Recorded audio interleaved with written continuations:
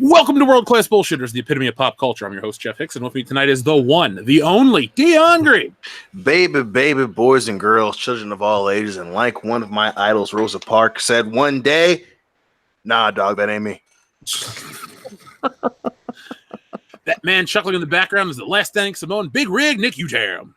How's it going? I would also like to say a happy birthday to Robert England, who is 72 today. Fuck yeah, Rob. Good happy birthday, motherfucker. Yeah. You ruined my life. I can't sleep. the man of your dreams and nightmares. I suggest if nobody's ever met him before, you do that quickly because he's 72. Don't start the shot like that, man. That's so sad. Damn, Nick, what the fuck, Big Rig? Will he be at Horror Hound? I want to say he's on the list, isn't he? Let me check. While you're checking, folks, we will be at Horror Hound. So if you want to come hang out with us, that is September the 6th through the 8th, Indianapolis, Indiana. It's not our first Horror Hound. It's not our second. It's our third. So we're going to have a lot of fun. Maybe we'll be giving out some free shit this time. But come out, hang out with us, have a couple drinks, and you know.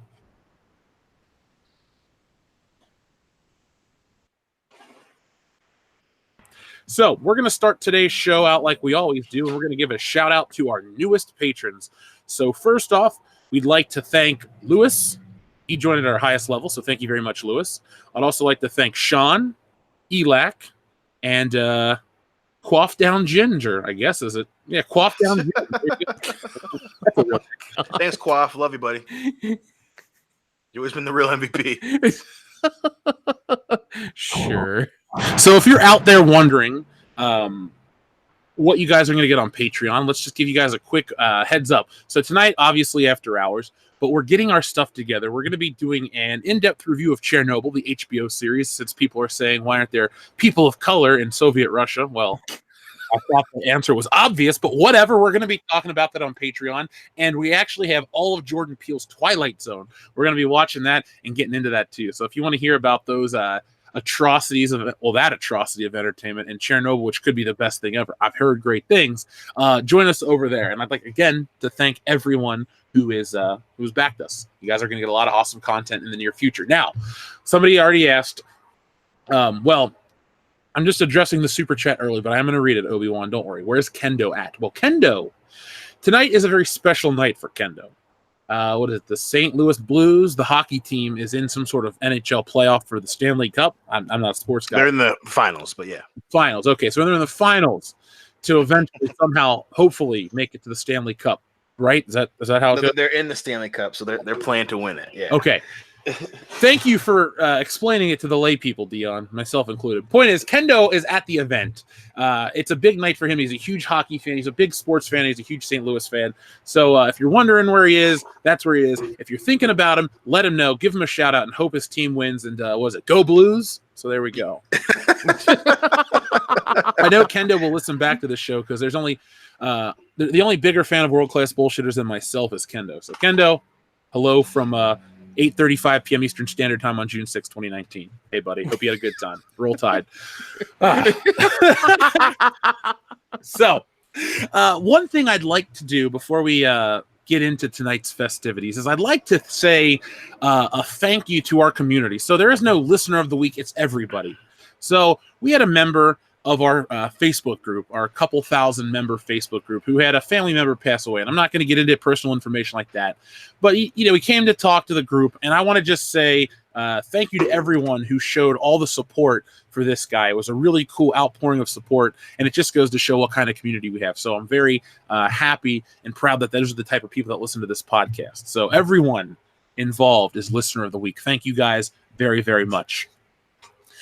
Oh, okay. So, Dion, Nick, yes.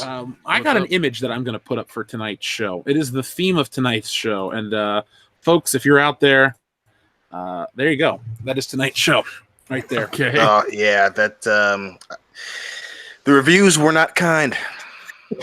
Well, there's a lot to talk about. Now, Dion, we've been comic book fans our entire lives. And Nick, you know the characters. And you like some comics. To say you're not a comic fan would be a complete lie because there are some you love. Horror comics mostly.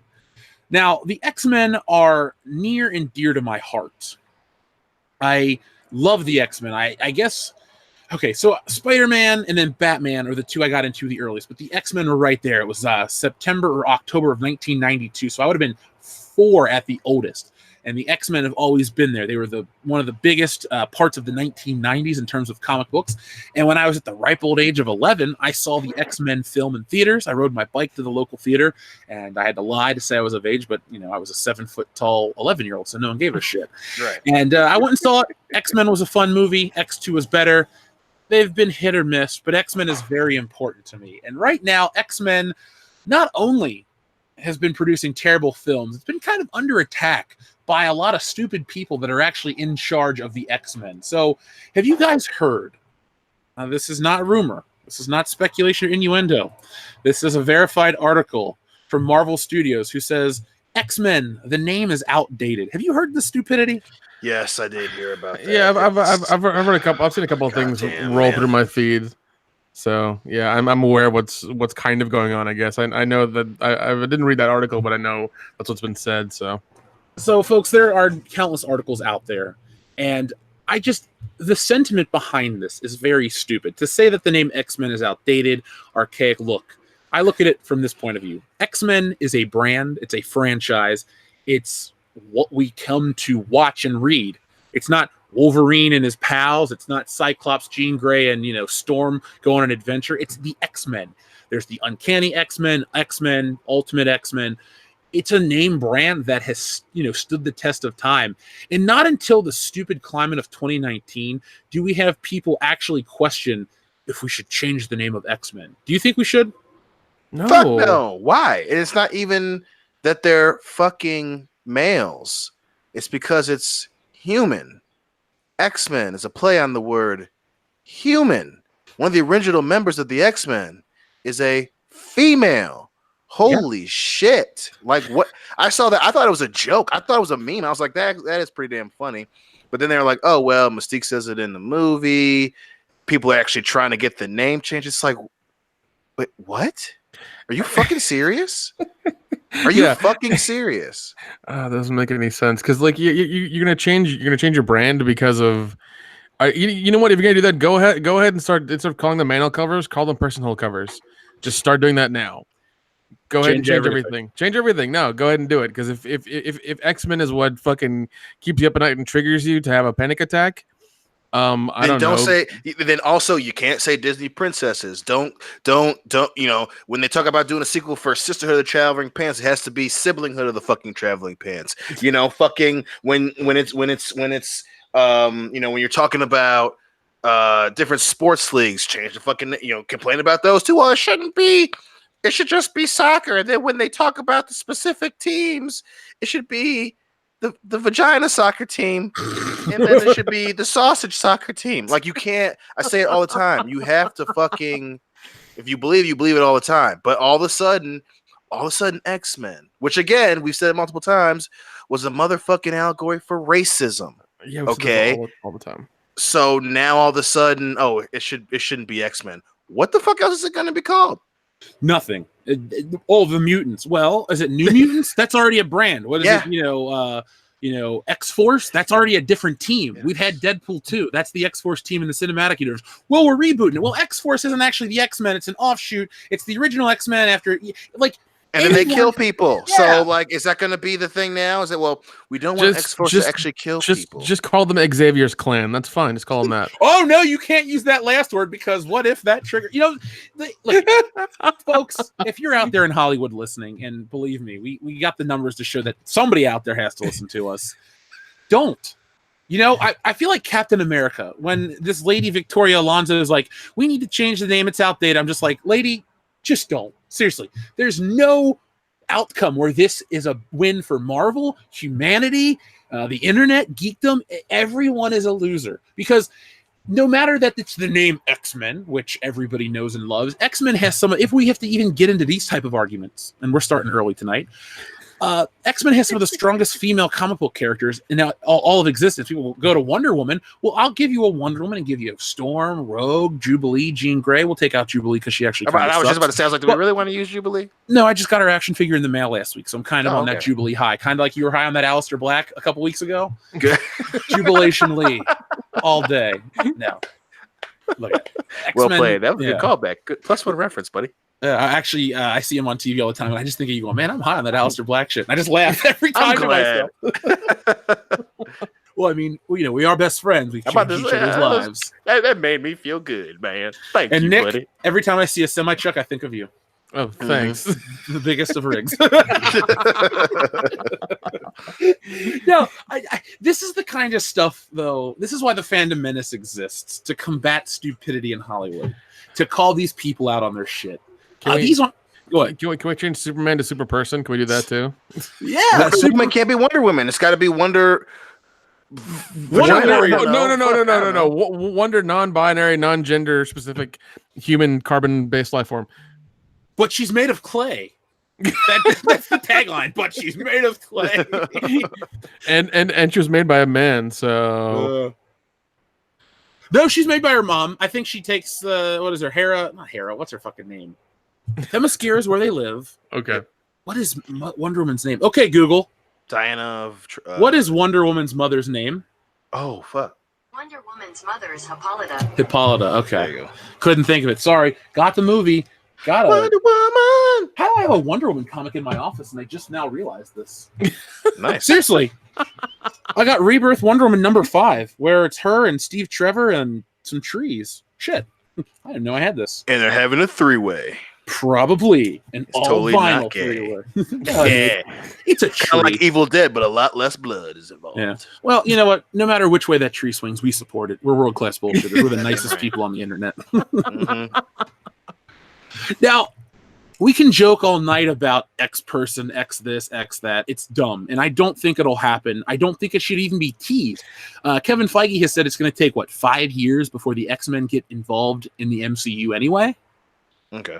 I'm thinking the political climate's going to change so much by 2024 that it won't even fucking matter. Like, people are just going to be so over this. Even if they do make it call them something else, what's going to happen is they're not going to make any money because people are not going to be like, oh, it's called something else. Like, oh, I don't know what that is. I'm not going to give it my money. That's something weird with kids at school, and they have lasers coming out of their eyes. There's a guy who's psychic and bald, and he's in a wheelchair. What the hell's going on? I have no idea what this is. That's what's going to happen. They're going to lose their audience because it won't have the brand name that we all know. Yeah, you bought Fox to get it back. Come on. Yeah. So by doing that, they're literally shooting themselves in the foot. So I don't understand why. God, it's so fucking stupid. It's a name. It's a fucking name. It's the name. It's yeah, not even a get bad over name. it. I could understand if it had if words had changed over time. I'm trying to think of a word that doesn't mean what it used to mean. But my point is, X-Men has not changed. It's only been out for 56 years, and it's the X-Men. Everybody knows it. You can either hum the theme song. If you're a super nerd like me, you can sing that really shitty Pride of the X-Men theme song that literally uses the words X-Men. This is their day, and that's it. Coming your way. That's the song, man. So don't mess with the X-Men. You got decades of legacy and lineage, and I'm gonna throw this card out there. If they do change the name of X-Men, I will never buy another X-Men figure, and I buy too many X-Men figures, Dion. No, I believe it. I've seen all of them. The weird part is they're not even characters I like. I'm just awkwardly obsessed with X-Men toys. Yeah. Maybe I didn't have them as a kid. Maybe they're just cool as an adult. I don't know, but I will stop it if they're no longer the X-Men. I don't need to support it. Yeah. Well, plus, if the other side of that is if you're going to change the name to appease people who clearly don't fucking read the comic books, again, that shows where your loyalty is. So even on a personal level, okay, me who have, you who buy shit ton of figures, I fucking love reading X-Men. Okay, I've been to all the movies. I buy the goddamn movies. I'm not. That means that you're not gonna you don't care about me. That you don't care about my loyalty. I've been watching this shit since the fucking mid-90s, since 93, 94. Okay, you don't care about people who spend money on your stuff, even after how terrible fucking The Last Stand was. I paid money to go see fucking X-Men Origins. I know. All right. So even just on a personal, even getting past the whole political bullshit, that tells me where your loyalty is. And if your loyalty are to people who, one, don't read the comics, two, don't care about them until they agree with their political stance, and three, aren't going to watch it even after you change the fucking name, then that tells me all I need to know, dude. That's just like, boom, I'm done. It's fucking very clear that you want money from people who don't even give a shit about what you do. So, yeah, I'd be absolutely done too. I wouldn't go see another goddamn X-Men movie. I wouldn't I'm not gonna buy any more fucking t-shirts. I'm not doing any of that. Yeah, I actually own X-Men t-shirts because you never see me wear comic shirts anymore, but I do have X-Men ones. Right. Nick, how dumb is this on a scale of 1 to 10? What's the scales? 10 being dumbest or 10 being the least? 10 being like obscenely stupid. This is like a 12 because like once again you're rebranding. It's like rebranding Coca-Cola or Nike or something like that. Something we've known for years. It's embedded in our culture. Like that's what you're trying to do. You're rebranding something that is so that it's embedded in our culture for so long, and we know just by the name alone that you're going to make it into something that goes with your politics for right now. Like politics change all the time. Yeah. And you're going to just change it now for the small amount of time just to make a few people who you're trying to win more people over to get more money. You're going to lose your core. Once again, you're going to lose your core audience. And if you make it like, if you name it something else, like Xavier's Kids or whatever, you're going to equal to Bebe's Kids. Yeah, that's what I was trying to reference. Thank you for that. You're gonna lose a giant chunk of your audience, and nobody's gonna go watch it. And it's gonna be really funny to see you once again blame the fans because nobody supported your movie, like you always do. So it's just gonna be a shit show. Yeah, by the way, folks, I got a video coming out on Monday. I was able to pump out 2 this week, but then hosting the High Council and doing all this other stuff and working on the comic, I haven't been able to get anything out for the rest of this week. So what I'm going to do a little differently this weekend is I'm going to let this podcast sit here on YouTube. It'll also be archived. But Monday, I'm coming back with a vengeance because I have a video that I've been thinking about, and it discusses like the attack on fans and how these companies are afraid of you and stuff like that. So it's a very pro-you video, and there's a lot of articles that have been coming out and making me think very critically. And critical thinking doesn't mean I'm being critical of a person. It means I'm thinking about it critically, in depth. So I hope you enjoy Monday's video. It's something I'm going to take the weekend to work on, and we'll talk about it next week. I actually got a lot of stuff, and with this newer format I'm working with, I'm able to give you guys more content. So while you're here, I got you. Give this a thumbs up so we can know that you like it. And come back every Thursday to listen to the podcast, especially if the Blues lose, we can hear Kendo defeated. And if they win, we can hear him say, fuck yeah. So I want Kendo to be happy. I do. Oh, yeah, for He's sure. a friend. You guys are my 3 closest friends. I would hate to watch him be broken emotionally. But if they lose when we're on air, he's going to get drunk and call us. I know. Oh, for sure. Yeah, Absolutely. Absolutely. Shit, he'll be drunk if they win too. So that's true. That's very true. God, the Blues, the city's not shit anymore. Fuck you, Kurt Warner. I don't even know what that means, and it's funny to me. So we're going to talk about the embarrassment of Dark Phoenix in a moment, but we got a lot of super chats that rolled in super quick tonight. So first off, thank you guys. We really appreciate it. We love you. Yeah, you guys are really keeping us afloat when YouTube's getting kind of wonky. So shout out to you guys and thank you. But first off, Dr. Coffinail says, Danny DeVito needs to be the next Wolverine. Only thing to get me on board is the next MCU phase. I'm all about that. Have you guys seen the images of that? Oh yeah, they're fucking fantastic. Hey, with the mutton chops, I love God it. damn, dude! That would be what gets me back into the MCU stuff. It's like if you make him Wolverine, and if he's just like Frank from Always Sunny, and then all the actors around him just kind of ignore him, but are always like real serious, like really seriously acting with him, like he is Wolverine, would make it so fucking funny. Jean Grey was a whore. Yeah, like oh my god, like I'd be invested for a long time then. There we go. There's the image. That man should be everything. God, just pull on Eddie Murphy and make him be all the Avengers. Like, just do that. I want to see that movie. A DeVito's School for Gifted Children. There you go. You could change the X-Men name to that, and I'd be okay with it. Disney. God, that'd be hilarious. Oh, jeez. You remember when people wanted him to be the voice of Detective Pikachu? Yeah. Yes. I still would have bought that for $1. I actually saw that movie. I still haven't seen it yet. I actually liked it. I thought I'd be like, mainly go for Hill, but I actually liked it a lot. So I'll tell you that. And the ending wasn't like super fucking mishmash. It was actually pretty damn good. Well, I'm not against it at all. Like, the trailer interested me. I like that. What was his name? Yeah. Justice Smith, that black kid that's in the Get Down. Yeah. He's cool. I like him. He's pretty good in what else is he in? Is he in Kong Skull Island? No, he's in Jurassic Park. Never Just seen him Bark, in that. yeah, that's what it is. I like the actor. I think he does a good job. I will watch him and stuff. Did you hear that Netflix is making an animated Jurassic Park series? Yep. What? Yep. Are they going to bring back Dr. Alan Grant? I have no idea what's going on. All I know is it's going to be animated. As long as we get the laugh, then I'm down. Whatever happened to Sam Neill? Jurassic Park 3. Oh, did it really kill him? Whatever. He was in a bunch of like HBO and Showtime shows for a while too. He was almost James Bond. There's screen test footage of him on the Blu-rays. Oh shit! Yeah, he was gonna be where I think it was down to him and Timothy Dalton.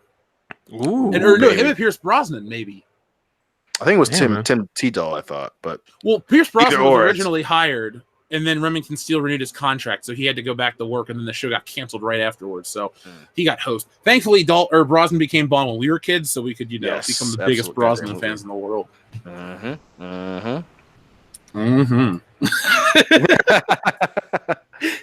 Obi-Wan 2783 says, "Where is Beat Boop himself? Party boob for Jeff, Dion, and Nick."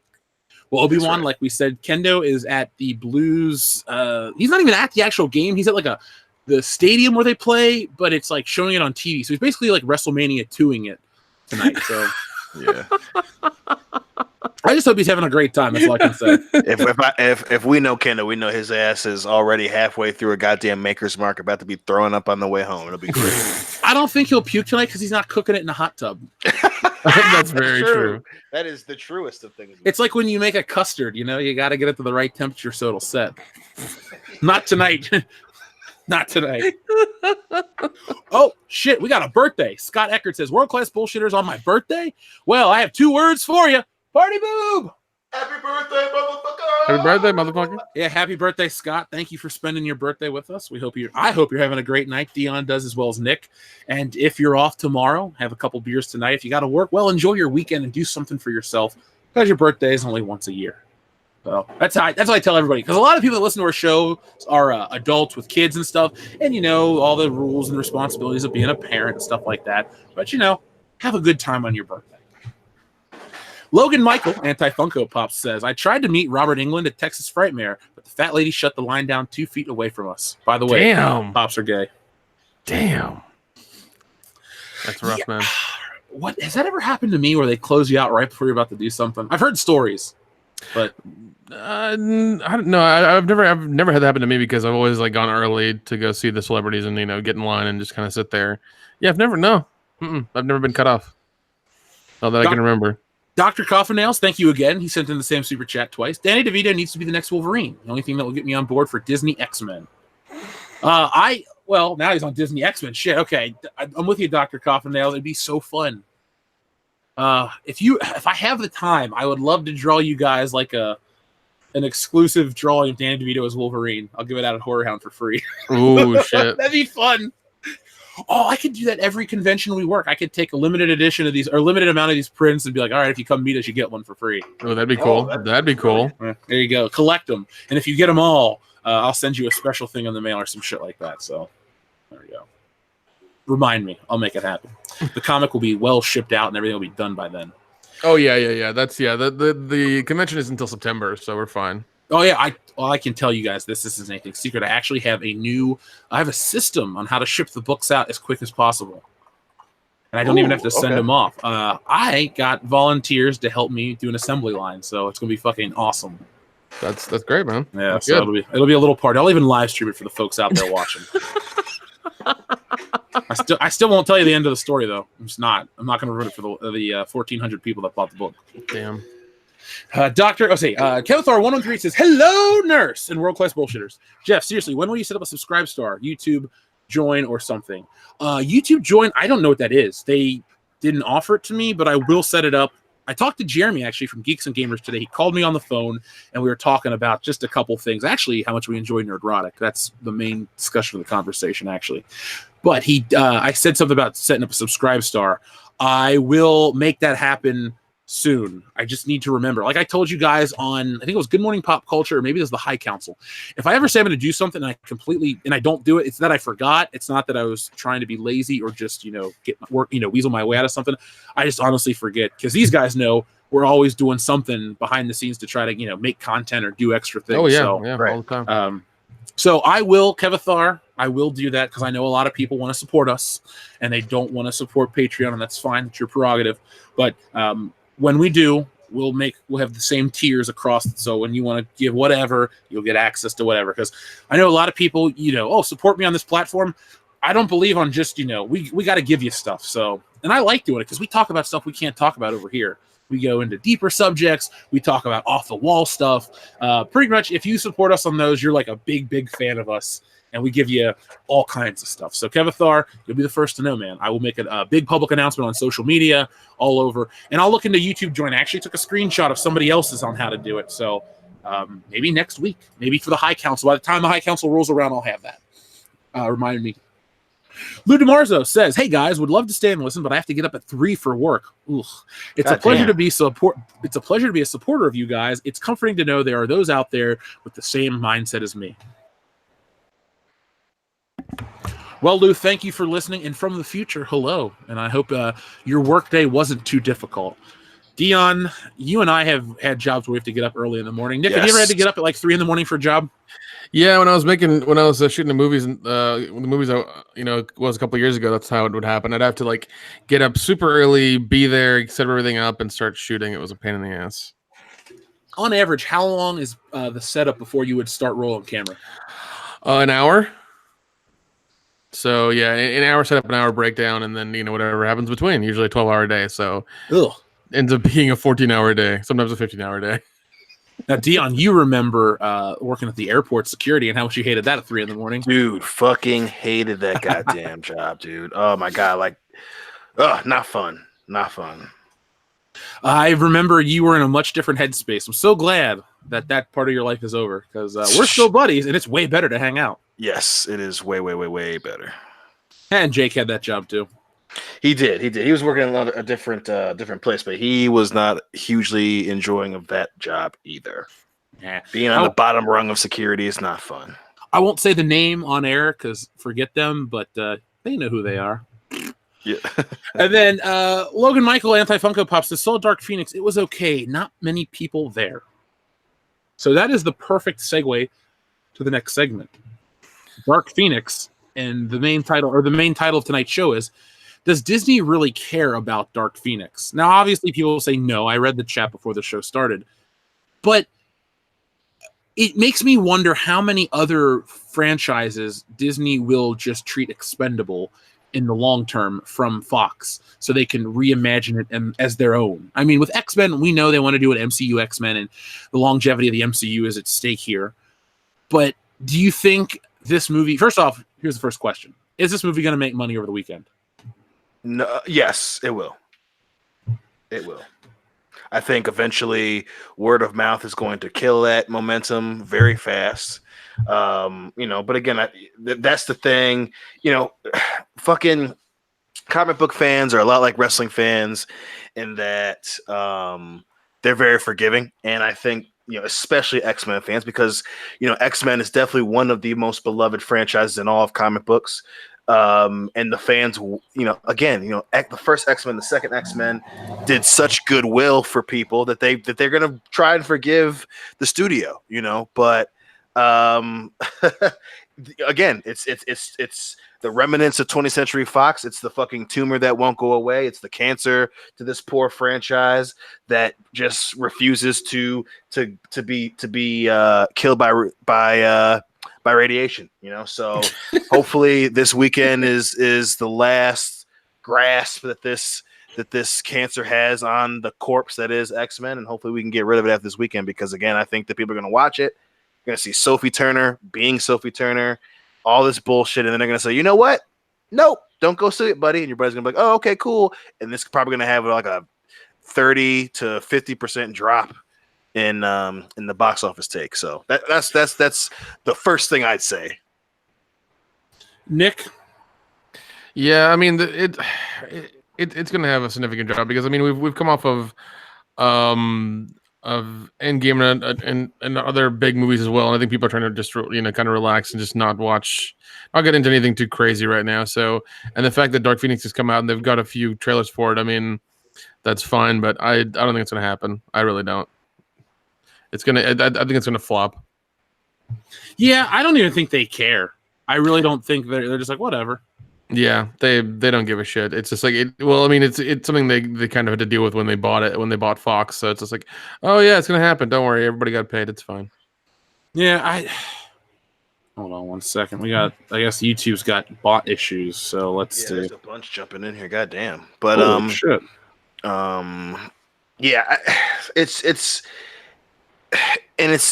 depressing, right? Because X-Men was one of the hottest properties in the business, and it's just I don't know, and I guess it goes to show you how much damage The Last Stand did. Obviously, I think The Last Stand now there are a lot more rose-colored glasses when you look back at that movie. But that movie did some serious fucking damage, and it opened the floodgates to a studio that doesn't know what the fuck they're doing. Not only that, but you have a studio that's like, hey, here are these characters that people love.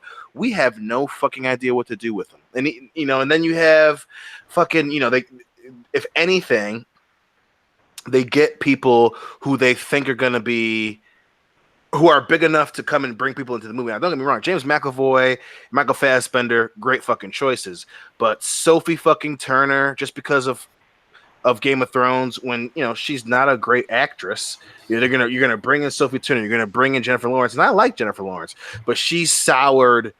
She's plateaued in terms of what she can do as fucking Mystique. It's and then you tried to bring in Olivia Munn to be Psylocke. Like they don't bring in people who can fucking act. At least with Marvel, Don Cheadle can act. Robert Downey Jr., they brought him back, paid him all that money because he can fucking act. They gave Chris Evans a shot at Captain America because, again, the dude can fucking act. He did other things besides Fantastic Four, and he can act, but it's a shit salad of shit decisions, and it's just shitty. I love your analogy. Thank you. I'm very proud to call myself your friend. There we go. I appreciate that. Shout out to everyone that is deleting the bots in the chat. You guys rule. Just putting that out there. Yeah, I didn't realize it was gonna be that crazy, man. Shit, that's you made it when you've got a live stream and the chat goes crazy with fucking bots. Yeah, well, thank you, YouTube. Put it like this: if I gave you a mod, Wrench, it means I trust you. So take that as a compliment. If I didn't and I still like you, got a ways to go, motherfucker. Yeah. Well, not even that. I just picked 3 names that I knew were legit and who are here all the time. And thank you guys. Everyone's hitting it hard. So shout out to you guys. We keep doing a good job. We'll have a mod stream. You guys can come on. We'll talk about whatever you guys want. How the fuck I don't have a wrench? God damn, that's crazy. I'm kidding. I'm joking. Leave a comment and I'll make you a mod because I don't know your name off the top of my head. I'm fucking with you, dude. I'm just fucking with you. Sorry. Now that I know, oh wow, we actually got 666 people watching. Shit, what a perfect number, guys! Hit that thumbs up button and let's give a flex emoji to all of our awesome people like Cesario Japan, Salvador, Obi-Wan 27883, Kevathar 1138, all these guys and girls. We don't know everybody, but you guys are awesome. I appreciate each and every one of you, and this is why the Fandom Menace kicks ass the way it does, because people got our backs. So that's boo. Right. Let's see. Where did my window go? Fuck. Okay, hold on. They all closed. Okay, there's that one. There's that one. Sorry, live radio people. So I saw when I was trying to cut out some of the spam, people were like, "Where is New Mutants?" New Mutants should have been out by now. This movie, dude, I bought a poster for New Mutants when on the Regal app when they had it on there. I bought it for like $8. So I have a poster for a movie that doesn't exist. It doesn't exist at all. I have the poster for it. You mean the movie that will never be? Yeah. So I have a poster for a movie that's never going to come out, probably. Jesus, dude. I'm a little jealous. Yeah. That's depressing as fuck. Yeah, I know. Holy shit, that's depressing as fuck. Yeah. Good thing it was like $8 and not any more than that. Mm-hmm. So that movie will never see the light of day. Look, I'm not going to let this. Well, I'm not going to. This show's obviously, Disney kind of blows on certain things. Yeah, kind of isn't a fucking understatement, and who knows? I'm sure if they can get some teeny bopper momentum out of New Mutants, which I'm sure they think they can. They'll change it to something. But I'd be amazed if they let New Mutants come out in favor of something a little bit more deliberately offensive to everyone who actually likes the goddamn comic book series. Yeah, it was supposed to come out in August. Now it's being pushed back. To next year apparently. So Yep. Yeah, it'll never be out. no, and I mean I like the trailer because it looked like a horror movie. I was like, they're gonna do like a horror kind of really dark thing with the mutants. I'm like, fuck yeah, I'm down with that. And then just nothing. So Well, look, this movie, Dark Phoenix, obviously looks like a shit show. Sounds like a shit show. But I will give Fox credit. The last few years, Deadpool 2, and Logan have kind of pushed the superhero genre in the right direction with R-rated, either serious or R-rated comedy superhero films. They were both massively successful. All three were massively successful. Yes, I can speak.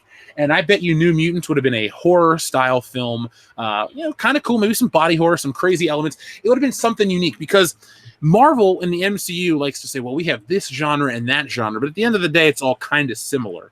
And Right. That's not a bad thing. I've enjoyed all but one MCU flick. And yes, I do mean you, Captain Marvel. Take everything out that Brie Larson said in public and all the media, I still think the movie's bad and boring. It's not structured well. It makes no sense. It retcons the MCU in a negative way, and that is not good. no, and I really hated how they made that. They made that seem like you had to go see it because of Endgame. You had to go see this.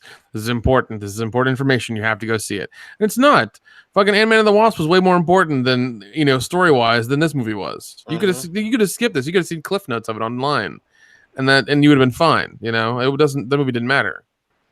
Well, not only that, but and again, I always try to preface my critiques on the fact that, hey, I understand making a movie's fucking hard. We all get that. We're all fans of movies. Nick fucking makes goddamn movies. Jeff has made it very clear that he wants to make goddamn movies. So we understand that the shit is difficult.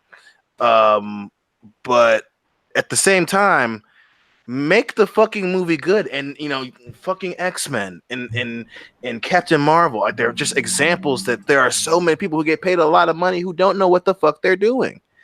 And it's just it's just like especially when you have the property and you knew that fucking Disney was coming for you. You knew that. And then you still put out shit movies? Yeah. It's all look goddamn. at. I don't even think the movie industry is about the movies. It's all like IP chess, and you got to make your move here and make your move there. What was it? I heard DC finished Doom Patrol shooting down here, And it got canceled, or not canceled? Yep. Sorry, No. Something got Something. Well, no. canceled. Do you know why something got canceled? Mm-mm. I actually read the whole article. It's because they made a deal with North Carolina, from what I'm reading in Bloody Disgusting. They made a deal with North Carolina for a rebate, a $40 million rebate, and apparently the paperwork was fucking filled out wrong. Like somebody didn't cross a T or dot a lowercase J, so they got fucked, and they had to be like, all right, we spent $80 million on this show, we have to fucking clear out. So $80 million was spent on the Swamp Thing show. They wanted 40 back from North Carolina. $80 million was spent on a show. Ugh. Yeah, so that's why it shit canned, because they don't want to pour any more money into it. From what I hear down here, they're filming Stargirl, I think is the name of it, for DC. Wow, really? Yeah, Stargirl's happening. Stargirl's happening right now. So Of all the characters, they went with fucking Stargirl. Okay. yeah, that's what I've heard. It's Damn. it's being shot right now. She was in fucking Justice League Unlimited for like a hot 15 seconds. Like, okay, Stargirl. Okay, I that's weird as fuck, but that's even weird. But then again, kind of swinging back to that, fucking, DC, spending all this money on Swamp Thing when you either fucked it up and couldn't keep it going, or you spent the money, you were like, oh, I don't want to do this anymore. So it's like, what's the process? Are they gonna start Stargirl and then fucking come up with some X-Men-esque bullshit with it and then cut it off? Like what? So what? I want to know what their process is for choosing these fucking franchises. Like what is going on? Who approves this shit? Who's paying for this shit? Somebody is. Well, and I know Swamp Thing. They went a different. They went an entirely different way than the way the old comics started. They went an entirely different way from the origin story, and it's like a CDC thing. Like there's a disease that's in the town, and they're trying to find it, and like they blame the swamp creature for it, and apparently he's there to help them, and it's that whole thing. But I mean, from what I watched from the trailer, it looked really good, and I'm down for it. I remember the old show from I think the 90s or late 80s, like that one was. It even had a toy line. Yeah, it was really good. It was a lot of fun. I really enjoyed that show. But yeah, I mean, I think somebody fucked up some paperwork somewhere, and somebody's gonna get fired and blacklisted very quickly because they fucked up somewhere. I don't know if it was on the North Carolina side or the production side. Either way, if it's the North Carolina side, nobody's gonna shoot there anymore. They're all gonna come down here. Wait, where do you live at? Georgia. And they're gonna film there? Really? Yeah. No way. Last week, no, everyone's leaving. Everyone was like, "Fuck you, Georgia." Do you know? Now we're like, "Hey, money, look real sexy." Well, I think what is it? It's a 20 or 30% rebate that they're doing right now. So, like, why would you not do this? And especially like all these companies have production lined up here for the next, I don't know, at least 2 years.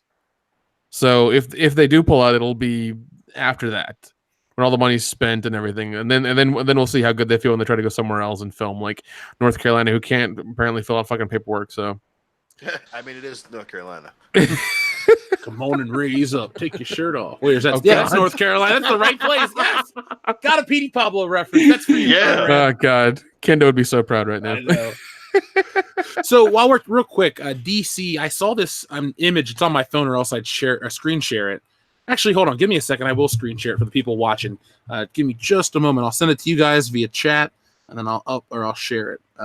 It's about the Batman. There's a little bit of information that we've learned from this fandom website, and I don't know how accurate everything is, but man, shout out to people. Salvador, dude, you kick ass. I'm looking at the chat for a second. No, they're whooping their ass. They're on it, man. They're fucking on it. Like fucking bots are like Rocky right now. Yeah, I've seen the bots pop up for like a second, all of a sudden then get denied. I'm like, all right, there we go. Am I glad I called that guy? Yeah. I think today's Eric Freeman, aka Garbage Day's birthday. So, God, please shit, really? Please let it be. I want him to come to a convention. I want to buy that guy beer and dinner.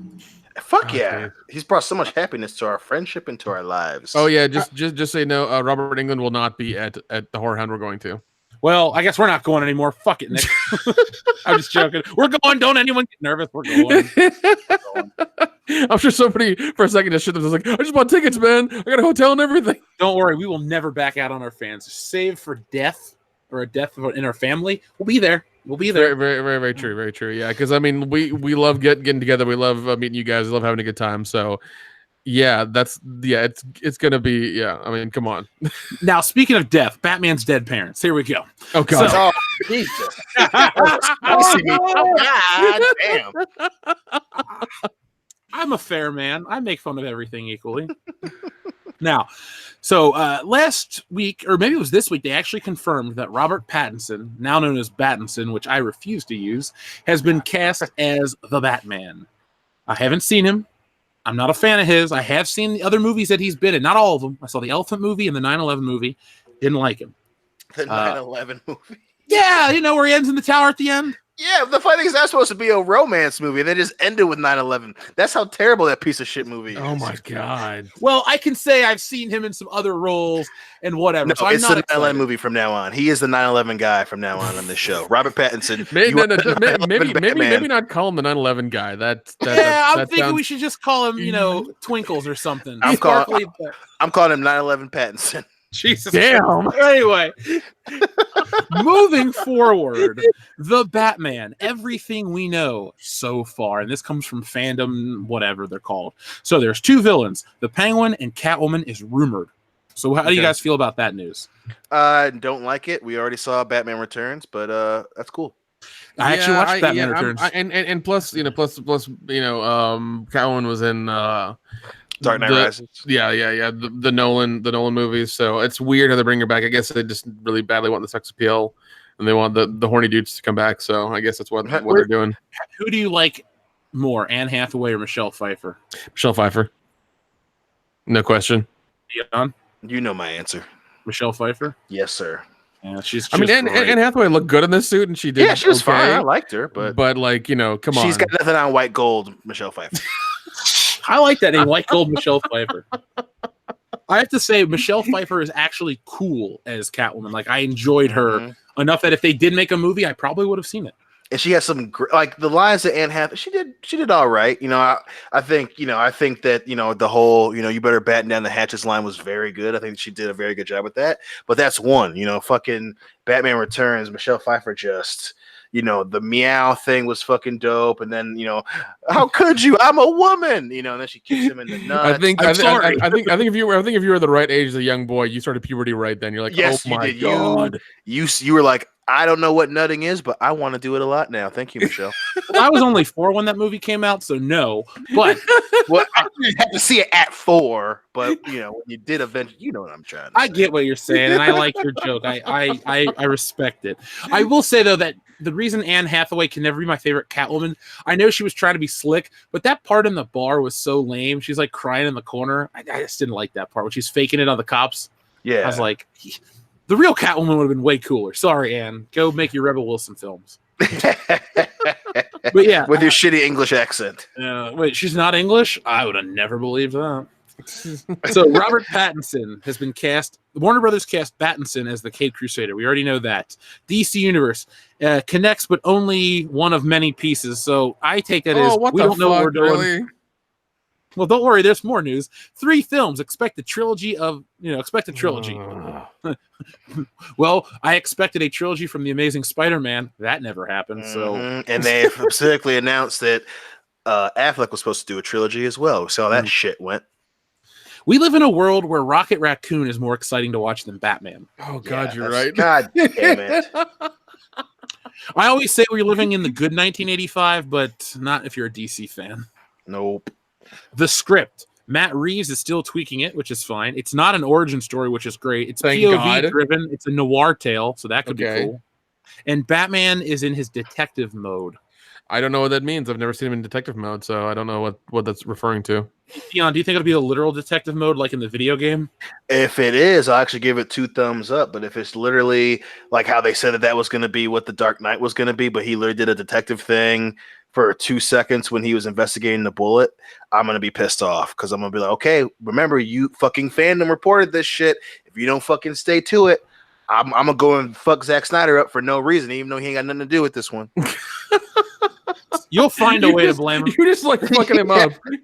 I just will. I will. You know what? I will make that pledge now. I don't care how. If it is bad, I promise you, I'll blame Zack Snyder. We'll just send him a very meanly worded letter, be like, "Dear right. sir, though you have no attachment to this new Matt Reeves trilogy of Batman films, I would like to take this time to tell you to go fuck yourself." Now, rumors. There could be around half a dozen villains in this trilogy of films. Okay. Okay, so that would mean 2 per film. So Not the hopefully Sinister Six. Hopefully that means that they're gonna do some version of the Long Halloween, which I think that's what I gleaned when I looked at that. I was like, okay, maybe that's them thinking about that. for the love of God, please have fucking Clayface in there. I love that villain. Yes, He still scared the shit out yes. of me. Can we please have him in a movie? And make Ron Perlman his voice again. Oh my God, yes. Yes. Now, I have a question. If they do Dion the Long Halloween, that means the Joker's got to get involved. Who would be the Joker? Because here's the next thing. The timeline says this film. Ben Stiller. Well, this film is supposed to take place in the 1990s. Yeah. So does that mean Joaquin Phoenix will still be the Yes. Joker? That's what I'm thinking. God. Because for them to which we knew that they were going to do something with the Joker. They've been a rumor ever since Jared Leto's punk ass was tattooing dumbass shit on his chest. We knew that they were going to do a fucking Joker movie. But with the Joker movie coming out, with that trailer actually being well received, and Joaquin's a weird dude, but him being all in, I would not be surprised if that was the plan, man. Especially with them putting this out and putting that rumor out at least far enough for fandom to pick it up. I would not be surprised if, maybe that's depending how this first one goes, if it goes the same way as the Nolan movie did, they make that the second movie in. Joker will have been out by then, and boom, we got ourselves some kind of build for the Long Halloween. I can't believe I'm going to say this, but I'm really excited for that Joker movie because it could be a shit show or it could be amazing. But either way, it's it's not going to ruin Batman in the process. Right. It's far enough away where it won't fuck it up. But if it goes right, man, and DC is hunting for that win. They're hunting for that win. They are. I mean, they already got I think 2 from. They got a win from Aquaman and they got one from Shazam. So Shazam was well deceived. I love that movie. I need to go watch it again at some point. So it was a lot of fun, really funny. Aquaman was really good and a lot of fun.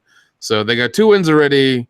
Hopefully they can kind of keep the momentum going, but probably not. I would like when I move, when I get a decent place to watch a movie, I normally break in a TV with GoldenEye. But I kind of want to watch Aquaman on 4K with surround sound because visually, that was my favorite DC flick. Yes. Look, like I said, we live in a world where Rocket Raccoon's cooler than Batman, and Aquaman is cooler than Batman. Come on, like the ladies like him because of the way he looks. We would love to go have some beers with Jason Momoa. Like you can't lose. He's a cool dude. Exactly. And the movie looked great. I loved it. As long as we can drink beers at that axe throwing bar that they have somewhere. Fuck yeah. I honestly think though, Dion, we could outdrink Jason Momoa each. I think we'd beat his ass in drinking. Here's what would happen. Here's what would happen. Dion would pass out, and then Jeff would pick it up, but eventually also get really drunk. Oh, but either way, Jason Momoa is going down. He's going down. He's going down. His security guards will pass out real quick. Hell, Kendo could can drink a lot of beer. I think he could take down Jason Momoa. That one would be a lot closer. That'd be a lot closer because Kendall has the experience. Jason Momoa is kind of a wild card. We know he likes to drink, but can he? Especially when your wife is Lisa Bonet. Who knows what the fuck where your mind's at when it comes to drink offs. Well, Dion, they say that all men are created equal, but you look at me and you look at Jason Momoa, that's just not true. You can take that either way. I'm just saying. Well, usually when you go on a drink off with another man, you got a 50% chance. Oh my but God. I, being the Lansing freak, I've got more. I've got an easy 2/3% chance. I love Scott Steiner. He's the man. Dude, the first thing we do when we get to the hotel at Horror Hound is we're gonna turn that on. Yeah, fuck yeah, fuck yes. Let's see. Finally, hits a Hitchcock. The movie's going to be Hitchcockian in a sense, and it will not connect with the Ben Affleck stuff. So this was our quick little Batman detour. Here's the thing about geek culture. There's a lot of interesting things to discuss, and there's also a lot of terrible things to, I don't want to say, lament. No, you don't lament bad things. There's a lot of terrible things to worry about, to be honest, because it seems like we're getting interesting things like this Matt Reeves Batman. I see Hitchcock. I see things that I like. But then we also get like our friends saying, oh, the X-Men name is outdated. I honestly think, this is a guess, we're about to be in a situation where DC is producing films, Marvel's producing propaganda, and people are smart. I know social media brings out the worst in everybody, but get them out in the real world and they're different. Yes. The money spending audiences are going to pick up on quality. I'm not switching gears and loving DC films because I lived through BVS just like you guys. But if DC can deliver hit after hit, they've been good so far. I guess you could say Justice League was a misstep, but for us on this podcast, we enjoyed it. But since Wonder Woman, we've enjoyed all the films here on this channel. If we go moving forward and Joker's great, okay, that's another hit in a row. And then after that would be Wonder Woman 2020, which they released that poster. Did you guys see that? Yep, with what's her name on the Gal Gadot, yeah. She's so pretty. No, anyway. Whoever the villain was supposed to be, the other Kristen Wiig? No. Kristen Wiig's the villain. There's someone else supposed to be. I just fucking saw it before you sent the link to the show. I'll have to look it up. But there was another one. I'll look for it on Facebook and find it. But what do you think about the? I'll finish my point, guys. Though, if we got Batman followed by that, and we get all the string of great DC flicks, as fans of comic book movies, not just Marvel or DC, we all benefit, and we're gonna have a lot of fun stuff to talk about in the future. Yeah. Now, did you hear the news that Warner Brothers is pulling out Giggity of Comic-Con Hall H presentation this year? They're pulling out what? They're not okay. Normally at Comic-Con, these big movie studios come and they promote their movies. They bring the actors. They show clips and trailers. They're not doing it this year. Yeah, that's fine because I mean, as we've seen, like those big cons have lost a lot of money.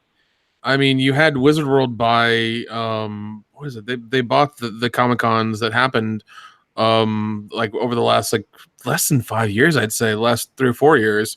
And I think one year they had like 12 of them in major cities, and they lost like hundreds of millions of dollars to to people not coming out. And I mean, even Comic-Con, Comic-Con's kind of like almost a geek rite of passage in a weird way. But who wants to spend that much money there and go there and do all this stuff and wait in line and deal with all those people? And even those companies, like they can release whatever they want to, like through their social media, and it's less money for them to worry about. They can do a whole interview in like a fucking studio, at their lot, and just have people like tweet in questions or shit like that, and that's it. Well, they don't have to do anything. You saw how a lot of big video game companies are pulling out of E3 this year. Yep. Yeah, because I mean, because all that stuff is those conventions existed when the internet wasn't a thing, because people, they wanted an event to go to, so they could write it in magazines, and you had to buy the magazines, and then had to read all the articles and all the other shit. And then you had G4 was the exclusive there for fucking God, I used to E3. be so excited to watch that E3 coverage. Yeah, I mean, they're like 24 hours of 24 hours of E3. It's happening. We're doing it. It's here. Woo! Nick, we're not sleeping at all. Fuck I yeah. would watch 24 hours of E3 because back then it was on Tech TV. They had it too. Yeah, because we had DirecTV and G4 was only on cable, and then they combined G4 Tech TV, and I creamed my pants because I was so excited. But when Tech TV would do all their G4 coverage, dude, I watched hours just to see clips of Super Smash Brothers Melee. Like, I was so pumped for that game. God, like 18 years ago. Shit, that's for you'd be an adult. You could go to jail if you were born when that game came out. Now, I'm just saying, man, I was so pumped for Super Smash Brothers Melee. I miss those days, the event nature of the trade shows. Yeah. But I am glad that we live in a world where I can just pull up my phone on the toilet and go, oh, there's the new Wonder Woman trailer. Okay, I'm sold. Like, that's it. Yeah, exactly. I mean, that's the thing though. Like these conventions are, I mean, like I get it's PR and things like that, and you're trying to sell your stuff, but it's like you're not selling anything there. You're spending all this money to do PR, to do promotions, to do ads and shit like that, just for a game that's going to come out at some point in the future.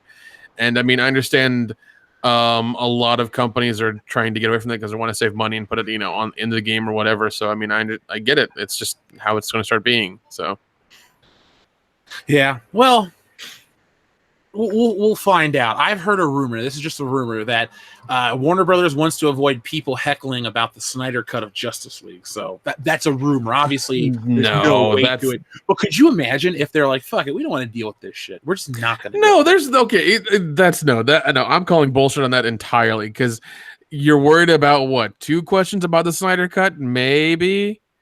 There's a rumor some guy's going to fly a plane over Comic-Con with the question on an airplane. I think if somebody spent the money and I was the head of Warner Bros., like, fuck it, we'll do it. This guy got a plane. Fine. People are like, and then I'm going to be like, well, guys, we're going to hire a plane. We're going to say, can we get Spider-Man 4? And then, we'll get it because we hired a plane. Shit, I mean, put it up on fucking Netflix or Amazon Prime and just have it on there. Just, here you go. It's up. Well, I've mentioned this a couple times on live streams. I don't know if it's been on a stream with you guys, but I follow an Instagram account that has all the deleted scenes from Spider-Man 3. Mm-hmm. I honestly, if they're like, we're gonna crowdfund to get the CGI finished, I'd put in like $300 or $400. I have to see this. There's like a final swing involved. There's different Sandman fights. There's a different Venom costume. There's all kinds of different shit that they filmed and did for this movie. The movie actually is probably really great, but then you have Avi Arad and all the other studios get involved, the other studio producers, excuse me, and we got the crappy movie that we got, and it only hurts. Because 1 and 2 were fantastic and amazing, no pun intended on the second joke, and then you get the third one and it sucks. Imagine a world where the Spider-Man trilogy was just the trilogy, but it was a perfect trilogy. That'd be cool. Ooh. Dude. I guess the closest perfect trilogy is what, Captain America? Or would you say No. I think Captain America's probably I'd agree with that. Yeah. I would agree with that too. Civil War is so good. Yeah, and I just hate how it gets, shit on because it was so serious, but fuck those people. I was thinking about this the other day, actually. That's part of the job with this channel. Thinking about what we're going to talk about. Of course. I think the tone, saying something is serious doesn't necessarily have to have the connotation of boring. Yeah, that's Absolutely. that's the thing. Is like, yeah, people say when a serious movie or a serious thing, it's like, oh, it must be boring. It's like, no, they can be serious movies that are still fun.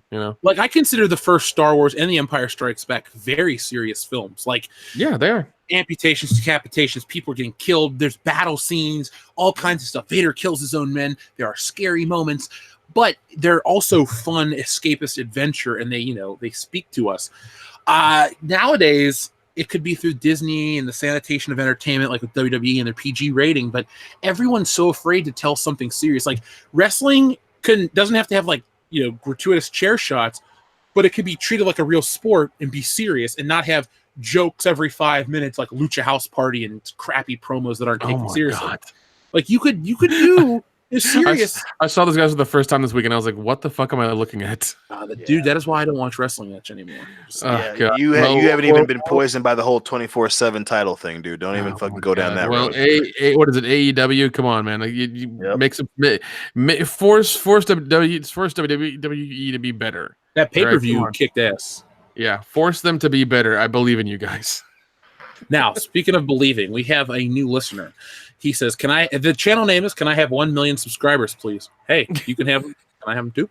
It says, yo, new lover of the channel. Discovered it via, I guess his name is Gusadeli, Gusadeli.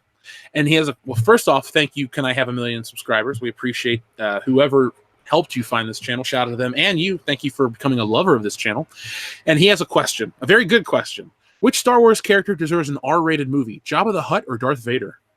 Vader for sure. Jabba the Hutt, that'd be fun. Jabba the Hutt. Really? Let me tell you why. Because a Jabba the Hutt film, imagine The Godfather, but in Star Wars. Oh, shit. It doesn't have to be a literal movie about him in his palace the whole time. You can have the seedier elements, but what you can do is you can also have Boba Fett or IG-88 or any of these well-known bounty hunters that we all love working for Jabba, like a Tales from the Bounty Hunter universe, that storybook that I bought. Just go out and tell these down and gritty stories, like the beginning to Rogue One, where you meet Cassian Andor and the informant. Right. Like, have it be that tone. Have it be, the blaster bolt. Don't have a hopeful tone and all this shit. You could really make an awesome movie. That's why I pitched Jabba the Hutt. What about you guys with Darth Vader? Well, for me, I think if anything, to see Darth Vader at the end of episode 3 and right before A New Hope, I want to see that Darth Vader that we saw in Rogue One. I want to see the Darth Vader that we saw in the 2017 comic series. I want to see the Darth Vader that goes and gets his lightsaber and goes after Jedi Knights and is killing innocent people. And I want to see a Darth Vader that, even especially with him being sent out and on these missions for the Emperor, I want to see those seeds of mistrust between the two of them. I want to see him, changing from, again, because even as Star Wars fans, we all, the way that Jedi and Sith fight are different. So I want to see that underlining principle of him not using the Force for defense, but being offensive with it and practicing that on innocent people, where he fights bounty hunters, where he goes against Jedi who are hiding in on Tatooine and on hiding in the Outer Rim and hiding on Ort Mandel and fucking he's mowing down crowds of people because he's like, I get to finally use the Force the way that I fucking want to. I would fucking love to see that type of story, especially if you did it, even if it's just one movie, just no holds barred. Complete the type of Vader that chokes motherfuckers. I want to see him starting to get to where he starts using that as a regular weapon before we see it in Star Wars and Empire. I think that would be a fucking nuts rated R version, especially with him cutting off motherfuckers' arms and shit. Ooh. Calm down there, Dion. Well, to add to that, you get me going, man. Woo. Yeah. To add to that, I would also love to see the struggle between him and the Emperor, and like him wanting like a new suit and that whole thing, and trying to move in what he's got and still being kind of stiff and just dealing with that all the time and having to be like, all right, this is what I got, this is what I got to work with, kind of thing. But no, I'd like to see that, and I mean, I don't know. What do you think Quentin Tarantino would be good for something like that or not? I think he'd be good for a for a Jabba movie, because I think, especially with the Jabba movie, you think that'd be like Sopranos in space, and that would be dope as shit. I think, Yeah, and he that would would be be. very good at that, because then he could even do like, it's a obviously it's a Jabba show, but you could have that Star Wars version of Jules and John Travolta and Vince. I think that would be fucking dope. And then I would watch a movie called Jules and John Travolta. I'm just saying. Jules and John Travolta. Coming soon to a theater near you. this summer, but I think he'd be good for that. But for like a Darth Vader movie, I don't know if I'd go with Tarantino. I think maybe I don't know if for a Darth Vader movie, maybe you go back to Gareth Evans, man. I think he'd be great for that. How would you feel if they made a horror movie and Darth Vader was like a Jason style character where people were just living in fear of him? It doesn't have to be like crazy, like it would have to be one. I guess he comes to like a small colony or a small planet, and he's hunting for something. And the Great Jedi Purge. There we go. Yeah, honestly, that would be cool as shit. I'd be entirely down with that because you know his powers, you know what he can do, and I think that would make him like incredibly terrifying because he can feel you, he can hear you, he knows where you are, he can pull you out of wherever you're at and like crush your skull with a thought. He's like a shitty Santa Claus. Right. He doesn't bring gifts, he brings death. Yeah, I think as campy as Jason X was, it would have to be that Jason. He has to be Jason X Jason, just walking around, not saying shit, force grabbing bitches by the fucking head and dunking them in liquid nitrogen, just straight up. Dude, Jason X Vader. How about Jesus. if they go the horror route? All you hear is his breathing. He never speaks a line of dialogue in the movie. That'd be even better. That'd be even better because that's the only thing you hear. Oh man, that'd be even better. Like, because the part that you always laugh at in Empire, Dion, is when Luke's walking through the hallway and you hear the lightsaber and Darth Vader's got his arms and he's like, you're like, every time. I can't watch the movie without seeing that in my head. So thank you. You're welcome. Yeah, no. That'd be scary as fuck. Like he just comes to a planet and he's got a mission from the Emperor, and he already doesn't want to do it. He's already pissed off. He's like, fuck, all right, fine. And he's just mad and has to get something from these people, and he's just roaming through the village and just trying to get it. And dude, that'd be cool shit. I'd be down with that. Thank you very much. Can I have 1 million subscribers, please? Micah D2 says bad publicity is still publicity. I guess Micah is talking about X-Men. Do you agree with that statement? Say it again. Bad publicity is still publicity. I agree that a lot of people in business think that they think that. I would never agree that that's a good thing. I think that that's definitely something that people who cover up their mistakes in business love to throw that out there. But yeah, I'd agree that people definitely think that shit. Yeah, because I mean, as you saw with Solo, there was a lot of bad publicity there all the time, and look what happened. Wait, no, it's trolls. It's online aggressive trolling, according to Ron Howard. Thanks, Ron. It's not like you came in the movie halfway through, motherfucker. But that's fine. That's not the fault of the studio. That's the fans. Got it, buddy. Thanks. I think you drank. There was some lead in the water back in Mayberry. So what's her name? Aunt B. She was Kool-Aid. God. I hate that show so much. Andy Griffith, dude. My uncle's one of the coolest dudes you'll ever meet. All he wants to do is kick back, drink a Pepsi, and watch Andy Griffith. And he's not even 60 yet. Damn. Like, come on, Uncle Seabird. No more Andy Griffith, please. I need to hear the whistle one more time. Oh, that fucking whistle, Jesus. Dude, it's like us with the Twilight Zone. Like, remember the episode where this happens? He's like, remember the one where Andy and Barney? I'm like, dude, that's every episode.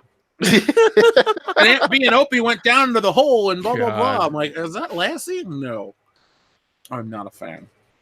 Figs Matter with your boy Cecil says, well, sorry for that motorcycle. I wouldn't mind an all-female X-Men as long as it was a high-budget porno, that is.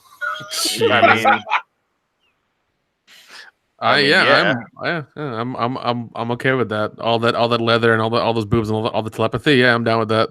Hey, I'd be down to see Psylocke and Mystique just getting sweaty, beating the shit out of each other, and then beating each other off. I'd watch. How about they just hire Famke Janssen, Rebecca Romaine, Olivia Munn, and I guess Halle Berry. Yes, fuck yeah. That's an all-star lineup right there. Yeah, Brass, get on it.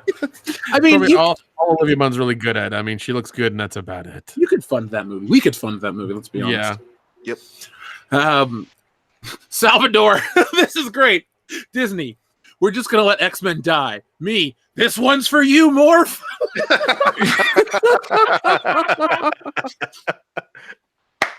Disney, please put that show out on Blu-ray. Like, I hate giving Disney money, but I'll buy X-Men.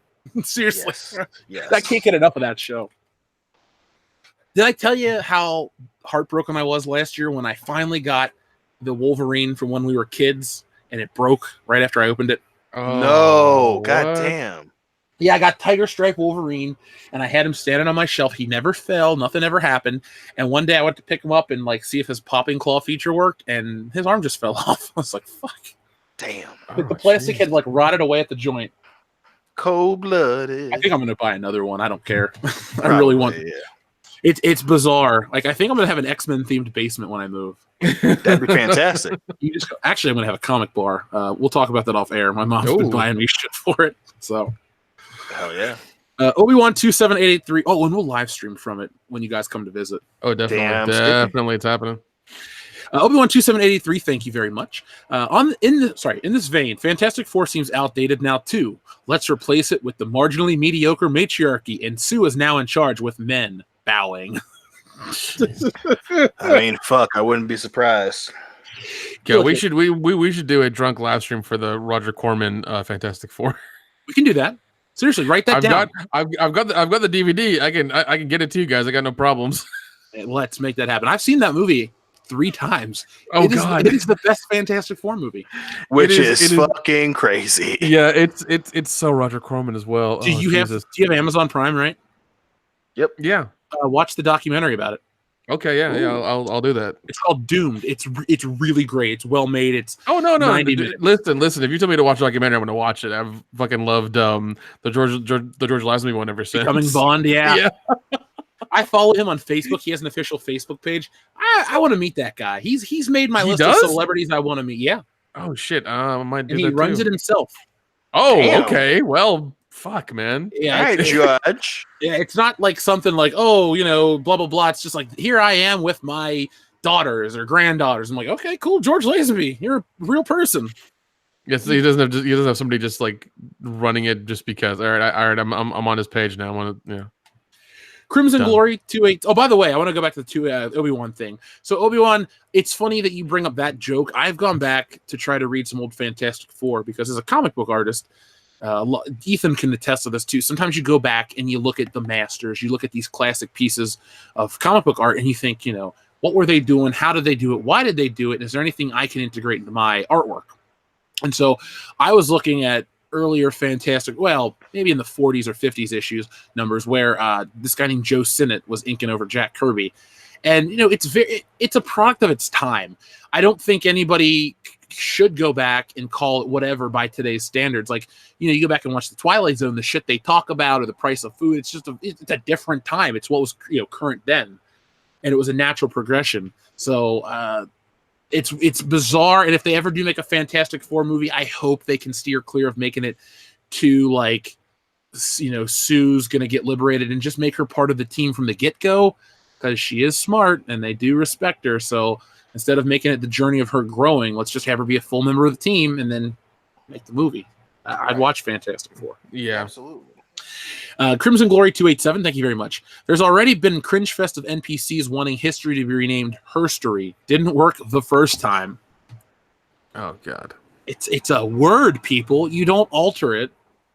Well, it's not like it's a fucking, obviously we get with derogatory shit, and slurs, that's bad, but shit like that it's not a slur. So you trying to change it simply because of the climate today, it's not the same thing, Not even close to the same thing. History to herstory. What are you gonna call that now? Ancient tales. So just history, just ancient tales. That's it. Yeah, the word history is gonna stay forever. Yeah, because that's unless you can find some other word another word that means the same thing. That's, I guess, gender fucking neutral. If that's what triggers you, good luck. Now, just keep it what it is. That's all I can say. People that advocate for those types of changes that make no sense. Let's see. Cesare Japan says the irony of the title X-Women. There was a 2013 graphic novel that featured the same title that features a well-known erotic artist, Milo Manara, doing one of the 4 stories. Now, I know who Milo Manara is. Dion, do you know who that is? Nick? I do know. Okay, do you remember a couple years ago the outburst about the Spider-Woman cover? Yeah. Oh, yeah, I do. That's the artist, and he's a very talented artist, but he draws a very erotic lady, if you will. That's the nicest way I can say it. And it is I've never read the story, but I know who he is, and I've seen he did some other covers too for X-Men. Yeah, apparently he's got an Instagram. I'm checking it out right now. So yeah, he likes the women. He likes the women. That's what he does. So he's just like a more experienced me. That's what my Instagram. Yeah, no, that's true. That's true. Because like every now and again, and because I have you a notification on Instagram, and all of a sudden, like it'll pop up with like 18 fucking photos get uploaded. I'm like, what's going on? What? Yeah, what is this? For those listening, if you some listeners follow me on Instagram. I don't really post all the time. Maybe every 3 months, I'll do a couple images, like 20 of them. But it's just like random sketchbook dump. And it's fun stuff. You get some more complete stuff, some unfinished stuff. Like my Betty Page, I thought was cool. The one that's like the light and shadow one. Yeah, definitely. And here's a secret too. I pick them out, and then I rank them by favorite. So my favorite is the first one to appear, and then of that batch, the one I like the least is what pops up, at the end of it. So it's a little insight into who I am. But Cesare Japan, it is funny how they push for things. It just goes to show you how ignorant a lot of these people are. I firmly believe this. I'm pretty sure you guys will agree with me. The worst people that are connected to these movies aren't the fandom. It's the people that run them because they know dick about the properties. Yeah, and I mean, once again, to blame your customers is retarded. It's like, oh, the reason I didn't sell all these things was because you guys, talk shit about it. It's like, that's because it was shitty. Make better shit, and we'll throw more money at it, asshole. Right. It's as simple as that, man. Jesus. Yeah, blame. Yeah. Because look in the mirror and blame yourself. Don't blame us, because we're just consumers. You're the one who makes it. Make better shit. Jason Green says, since these people are so thin-skinned, call it X-triggered and be done with it. Horse, Dion, horse. Oh, God damn it. Yes, definitely call it X-triggered. Are you sure you're not related to this Jason Green, Dion? As far as I can tell, I not that I know, unless somebody's aunt did something that they don't want to talk about, we ain't related. Okay, just checking. You have a very close-knit family, so yes. You are one of the few people who I've met most of the members of your family, and I liked each and every one of them. They were all so nice. That's what we strive for here in this fam. Especially your drunk uncle. Yes, absolutely. Gerard is a crazy motherfucker. He reminds me of Donnell Rawlings, but not ashy. I don't know how to. I don't know what to say. I just like him. Uncle Pepe's still the best. Though. Oh my God. The Rookie Critic says, "Hail WCBS, have a good stream." We are. I'm having a fantastic time tonight. Now, the Rookie Critic invited me onto his stream earlier today. I was out. I went to the gym and I had a couple things to take care of, so I couldn't have made it. But a Rookie Critic, if you ever get he had Midnight's Edge, Nerdrotic, Mecha Random 42, Mary Mayhem. Oh God, who else did he have? He had a full lineup of fantastic YouTubers. The Rookie Critic's one of them as well. But I was listening to the stream as I was right before I called Jeremy, actually. So you guys go to the Rookie Critic's channel after this stream, or in the morning, or whenever you're listening to this. After you're done, go check it out. I think it's 90 minutes to 2 hours, but it's excellent. They were getting into some deep topics. I'm gonna go back and check it out tomorrow when I'm finishing up this page, because the fandom menace is growing, and it's not like, oh, we're just trying to say that. No, the channels are growing. Gary hit 100,000. Black Angus Reviews is over 1,000 now. Drunk 3PO's in the 2,000s. We're almost to 125,000 now. So, it just keeps rolling. Actually, guys, Nick and Dion, we're getting close to passing Ethan. I like it. But probably by next week's show, we're going to pass Ethan subscribers. Yeah. So that'll be fun. That's crazy. Then we'll beat Jeremy, and then we'll be back to the top of the fandom menace. I got a couple ideas, honestly, that are they're going to be a little longer in terms of video content, but we're going to get a lot of traction from them. They're important to talk about right now. Yeah. So, folks, if you're out there, make sure your bell notifications turned on, and if you're enjoying the stream, hit a thumbs up if you wouldn't mind. Darth Vader's disembodied charred phallus is here. Yes. Rebranding X-Men? That's the worst news I've heard since Obi-Wan Hold on. That's the worst news I've heard since Obi Schlong told Anakin he had the high ground. Why not call them sea men? Oh god, I love that account every time. Hey, you know what? We should make a Seamen T-shirt, and it'll just be us as the X-Men. Oh, fuck yeah! I'm okay with that. I'm alright with that. Micus Miller says EVS no showing tonight too. Oh yeah. I haven't heard from him personally. Since the week before last, right? No, last week. I guess he's alive. I saw him stream, but he'll be back next week. He's fine. He'll be back. I assumed he was just busy because of all this comic stuff he's doing. One thing, in his defense and my defense, a lot of people look at comic books. You can read a comic book in 20 minutes. It usually takes 6 weeks to produce 20 pages for a lot of people. Because Ethan was drawing 14 hours a day. When I do this book, I'm putting 8 to 9 hours per page type of thing. So I get it. I'm not making excuses for the guy. I don't even know what went on, but yeah, he didn't no show tonight. Ethan is many things, but he is not officially a world-class bullshitter. The 4 men you see in the little icon, those are the world-class bullshitters. But we have a couple members that are reserve bullshitters. You know who you are. Just putting that out there. Dr. Coffindale says, bot spammer attack, Jeff. Help. Well, not only are they dead, we have Salvador and the other WCBS mods to thank. So, guys, another set of flex emojis for you guys, keeping the chat nice and clean. Thank you very much. Stone Cold Jeremy says, hail WCBS, power to the wrenches, and he sends in 8 flex emojis. Thanks, now, buddy. Now, Tim Riggs sends in a great super chat, and I actually had a question for you guys about this. So he says, remembering the greatness of toxic masculinity on this, the 75th anniversary of D-Day, God bless those soldiers. Yes. Now, the reason I agree with the sentiment, actually on social media today, I posted our Veterans Day stream that we did back in November. Check out the link. It's a lot of fun. A lot of our listeners are, military currently or ex-military. And I just found that this channel, for some reason, speaks to them. So I embrace it. And I'm thankful that they love what we do. So we had that stream for those guys, and we're going to do that annually. We'll find a date for everybody to make it work, and we're going to do that each year. But Tim Riggs' super chat had me thinking, what is your guys' favorite World War II film? Ooh, that's a good one. I had to think for a second. Ooh, I really do love Saving Private Ryan, but I think Wind Talkers has got to be my favorite World War II film. Ooh, shit! I was gonna go U-571. I like that one. That's a good one. That's a young Matthew McConaughey too. Yep. That one I thought was a lot of fun, and I really liked it. Especially when they had the fucking, I forget what the decoder, they had the code computer from Germany. I forget what it was called, but they got that and they had to get it back to the US. It was a really tense, interesting movie. I liked it a lot. Mm-hmm. I'm gonna give a weird one and say The Dirty Dozen. That's a good one. That's a classic, man. That's good. I saw that for the first time this year because late last year, early this year, I was telling myself, look, I'm gonna sit down, I'm gonna watch a classic movie once a week. Find them on Netflix, give them the proper respect. So I watched The Godfather, Dirty Dozen.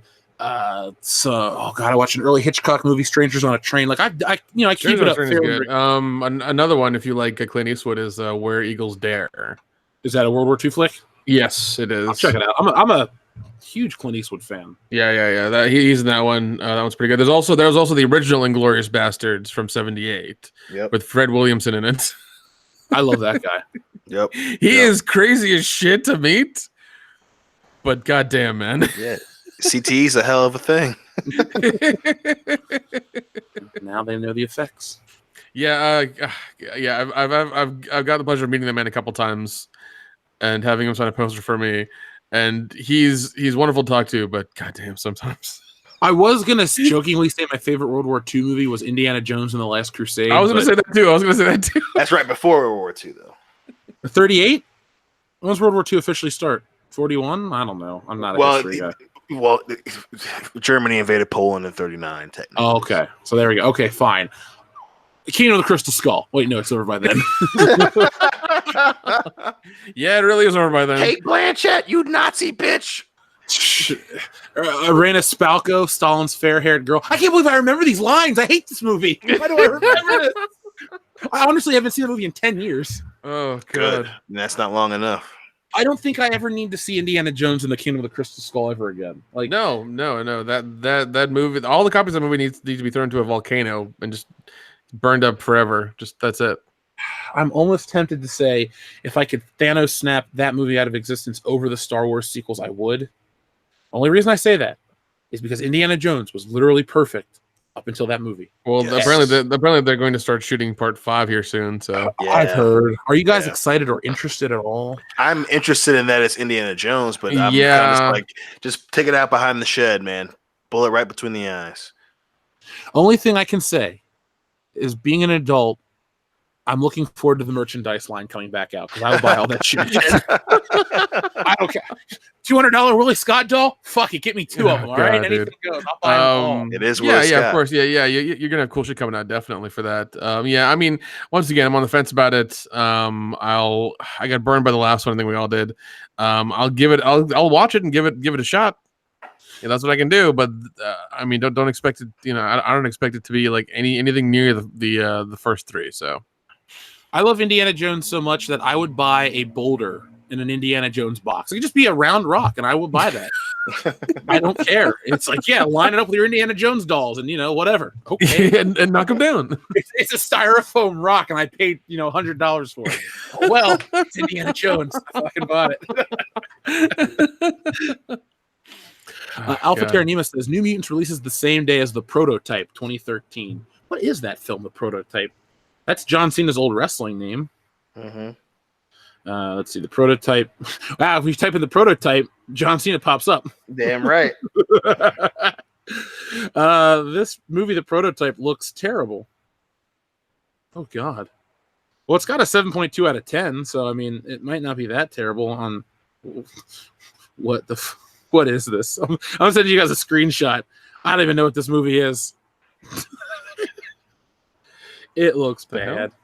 Here you go. Ready? 1, 2, 3. There you go. Let's see here. What the fuck is Oh, this? wait. You're looking at the 1992 prototype. That's what you're looking at. But it says I'm looking at 2013. 2013. That is fucking... God. Well, even there's one that I'm looking at now. It's the Prototype official movie trailer. Meta Man movie. And it says... Oh no, this came out earlier or something. I don't know. There's the Prototype is very like I guess a weird. They use it for they've used the name for a lot of movies, so it's hard to tell what the hell it is exactly. Thanks, Kendo. Thanks. Thanks, buddy. obviously, you've had a few. This picture's really blurry. Alpha Terranima, dude. That chick's just looking like, what the fuck? He's like, I'm a world-class bullshit. I'm like, don't say the name. Don't say the name. Shut up and go. Abort mission. Yeah, don't ever tell people that when you're drunk, you're part of this show. No. That's a true story. I don't tell anyone what I do. Like, people see me like, what do you do? I own my own business. What do you do? Internet stuff. Oh, okay. And they leave me alone. Like, I refuse to tell anybody I meet that I do this.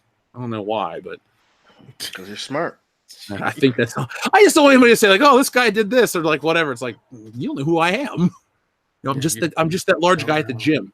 Don't talk to me. Listening to my Beverly Hills Cop soundtracks gets me through the workout. JT's Let's Play says, "Thanks for speaking my mind for the last 2 years," and sends in a heart. My man. Thanks, buddy. Thank you very much, JT's Let's Play. And here's to another, 15 years. We're not going away. Don't worry. Here's another century of world-class bullshitters. We accidentally drank that potion, and we're just invincible now. So yeah, we're just immortal. That's it. Yeah. How about this for a comic? We'll be granted immortality as long as we continue to do this podcast each week. I mean, there are worse fucking. Fuck yeah. Keep me in there, man. At that point, we'll have taken the money from the channel, put it into high yield things, and it's like getting like, oh, we're getting $1 million in interest each month. Well, in the future, $1 million means nothing. Well, that's a gallon of gas. Wow, what a concept. They don't even use zeros anymore. They just put 1 M. They're like, oh shit, $1 million for a gallon. All right. Oh fuck, we're fucked then. Yeah, well, I guess I'm walking. Everyone's got super huge quads. Horror Mania movie trailers. Thank you very much. Anyone you're looking forward to seeing at Horror Hound Indy? Pee Wee Herman. Yeah, Pee Wee Herman. Greg Sestero. Oh yeah, we gotta get a photo op with him. Give me the information. I'll send it to you right now. Because we're gonna do that. We'll have our WCBS shirts, but we fucking love the room. We should all take plastic spoons and black wigs. What day do you want to go? You want to do it Friday and get it out of the way? Yeah, I look. I know we don't know this guy, but I feel like he'd have a great time hanging out with us. Just putting it out there, Greg. You know, I know most people are gonna be weird at Horror Hound and smell of cabbage and stuff like that. We won't. Come find us. We'll have a great time. And first round's on me. Dion, who are you looking forward to meet at Horror Hound Indianapolis? Definitely Greg Sestero for sure. I just, I'm just gonna throw spoons at him and be like, "I love you. You are my heroes." Fuck, I can't wait for that show. Oh god, I need to give you guys the soundtrack again. Fuck yeah, Salvador. Thank you very much, sir. I think this crap in the stream directly represents these fans. Also, did you see the San Diego Comic-Con exclusive NECA Slim Jim Macho Man Randy Savage? Oh yeah, I saw that. That was really to cool. me yesterday. That was really cool. Yeah. I will own that. Oh yeah. Okay. I love Macho Man. I mildly enjoy Slim Jims when I'm drunk. I have to have that figure. Probably get 2 of them. Ooh. Dig it. Yeah, I wish they'd do limited edition figures of The Rock, but he always wore the same thing, but it still means a lot to me. I agree. Stone Cold Jeremy says, I don't think Robert Pattinson is bulky enough to play Batman. I think he looks more suitable to play Hal Jordan Green Lantern. But you can bulk up. I mean, it's you see it all the time. So I'm not too concerned about the build bit. I mean, because I think he's well. I mean, if you look at Michael Keaton, he's not very jacked. He's real scrawny. For a rubber suit. Yeah. Right. He was really scrawny. Once again, nerds fucking mailed in letters. They paid for postage and sent in stuff about him not liking him. And in which movie do we love? Batman 89. So there you go. All right. Once again, I'm not saying Robert Pattinson's going to be amazing. We haven't seen him yet. I'm willing to give the dude a chance. So we'll see what happens. I wouldn't mind if they did Neil Adams style Batman where he was a little thinner, like more athletic. I don't know. Do you guys want an armored suit or do you want like a more like male? No, all I want's a good movie. That's really all I want. If I have a good movie, the suit could be the 1960s suit. Yeah, but that's a good suit though. I care. It is, but I'm just saying, like, if I have a good movie, if the movie's good, Robert Pattinson does a good job. Mm-hmm. I'm fine with whatever, really. Like I'm down. I mean, for me, I mean, in terms of if we're talking specifics, I would prefer at least a light armored suit. I do like that look, not the war Batman armored suit where everything's in armored plate, but I do like seeing the Nolan Batman suit. I like that suit. I like that armor plates where there's space far enough where he can move, where it stops bullets, but knives are still a factor. They're still dangerous. I do like the look of that suit because it looks a little bit more practical, a little bit more realistic. The rubber suit, I didn't mind as long as you don't put fucking nipples on it. But yeah, I'm not a fan. I'm not a big fan of the cloth Batman look. Give me a little bit of light armor. I want long ears though. Like not the nubby Jim Lee, but like the Michael Keaton, Neil Adams. Yes. Fairly yeah. I don't want definitely Batman short ears.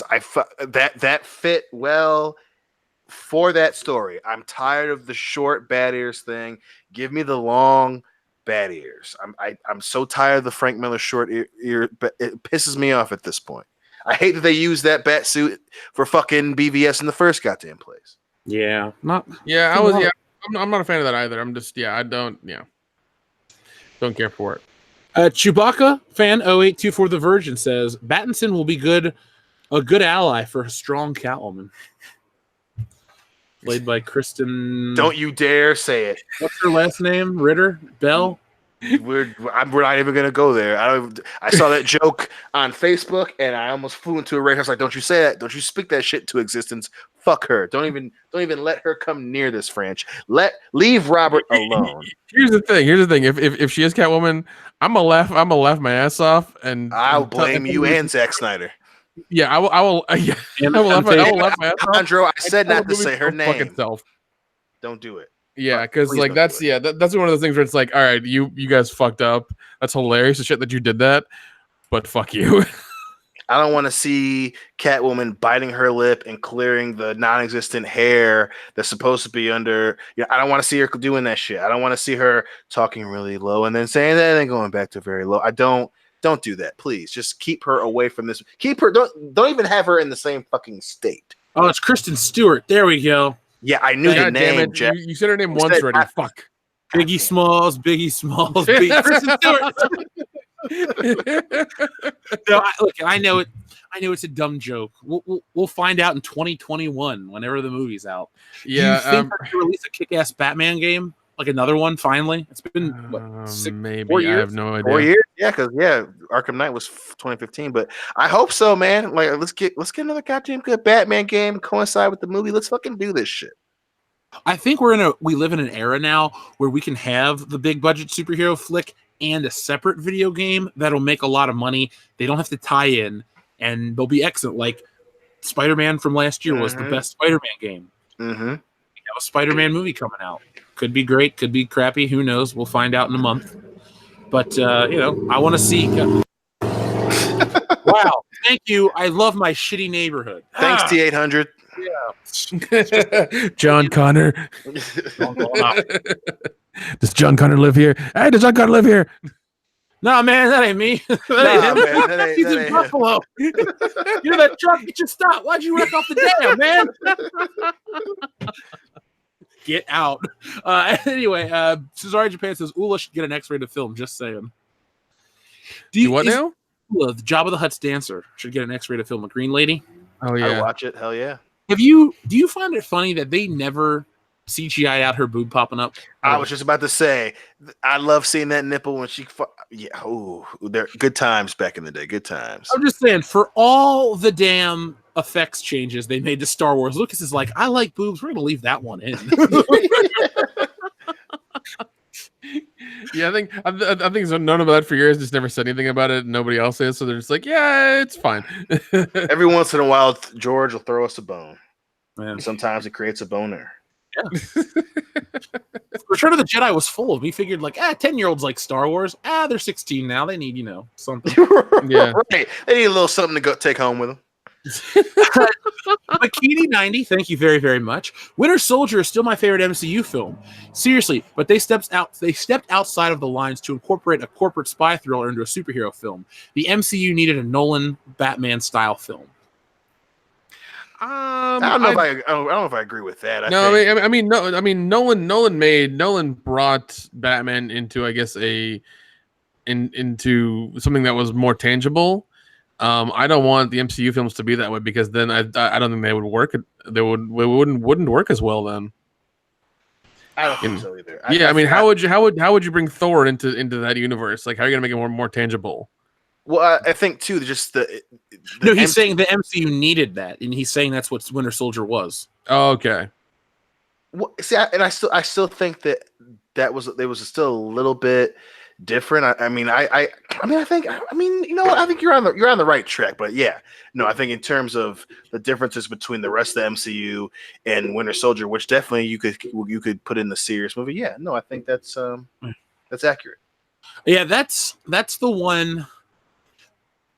That and Civil War both stick out to me in terms of just quality that hadn't been matched. It's just really the Russo brothers that pull that off. Because I like the first Captain America. I respect it. I'm a Joe Johnston fan. The man designed the Millennium Falcon based off Ralph McQuarrie's designs. He finalized it. Let me rephrase that. He worked on Boba Fett, did the Rocketeer. All kinds of great work. The guy was very talented. And going back, the first Captain America movie really holds up very, very well. But there's just something that... Okay, so it was released at the perfect time, too, because we had seen Captain America deal with modern-day 2012 at the time in the Avengers. Then we have like 2 years off, and we see him settling back into his life. So he works for S.H.I.E.L.D. He lives in Washington, D.C. He's got that list of things he's trying to catch up on. Like, they really make him feel real. And I like that movie. Like, one of the biggest action scenes, dude, is on the fucking freeway. Yes. They're just like shooting guns and shit. Like, that could happen in real life. But the next time you see Captain America, he's fighting an army of robots from, vibranium and shit. So it works. I like it. I really like Winter Soldier. That's probably third or fourth on my list of MCU flicks. No, I mean, and again, I think that it in a lot of ways did better than what The Dark Knight did. Obviously, I've said before, The Dark Knight, especially at that time in our history, was there was the Patriot Act and all this shit, and The Dark Knight did a very good job of kind of using that as the backdrop during a terrorist like event, right? And then you have the Winter Soldier, which I think did a better job of that, where they incorporated a fucking shadow government that has been infiltrating every facet of government for the last fucking 60 years. And then you amplify that up with the backdrop of a personal relationship between him and the Winter Soldier, and it did it so fucking well. And then on top of all of that, it's still a great fucking action movie. So I think that and then again, it was serious. So it was a serious movie that was nonstop fun. It even had fucking George St. Pierre in the goddamn movie. So yeah, with his inability to speak fucking English, and he's speaking French the whole time. That movie was so fun, and it did a better job of what The Dark Knight did. And The Dark Knight did a damn good job at it. You had the woman who was in Logan's Run and American Werewolf in London in it as well. Oh yeah, Jenny Agutter. Yep. She was one of the council members. Mm-hmm. Yep, exactly. I do love the part when Scarlett Johansson has like the face mesh and pulls it off in his hair, and she's got that wig. I'm like, all right, Scarlett. Fuck yeah, man. I'm a fan of hers. Speaking of fans, Logan Michael, anti-Funko Pop. Horse, Dion Horse. Yeah, goddamn it, Logan Michael. Alpha Tyranima has a question. You guys heard about the rumored Godzilla fighting game from Arc System Works. Supposedly, it's coming out Q4 2020. Mainin, my boy, Baragon, if it's real. Have you guys heard about the Godzilla game? No. I have not heard anything. I thought they were going to kind of stay away from it from the last one right before Acclaim shut down. Did you go see the new Godzilla movie? Hell yeah, I did. How was it? Not. It was fucking fantastic. Another example of critics having their heads too far up their own asses. It was super goddamn fun. People were complaining that there wasn't enough people in it. That was awesome. I think the only thing that was kind of annoying was the whole, Millie Bobby Brown being a little bit too involved in the goddamn movie. I knew it.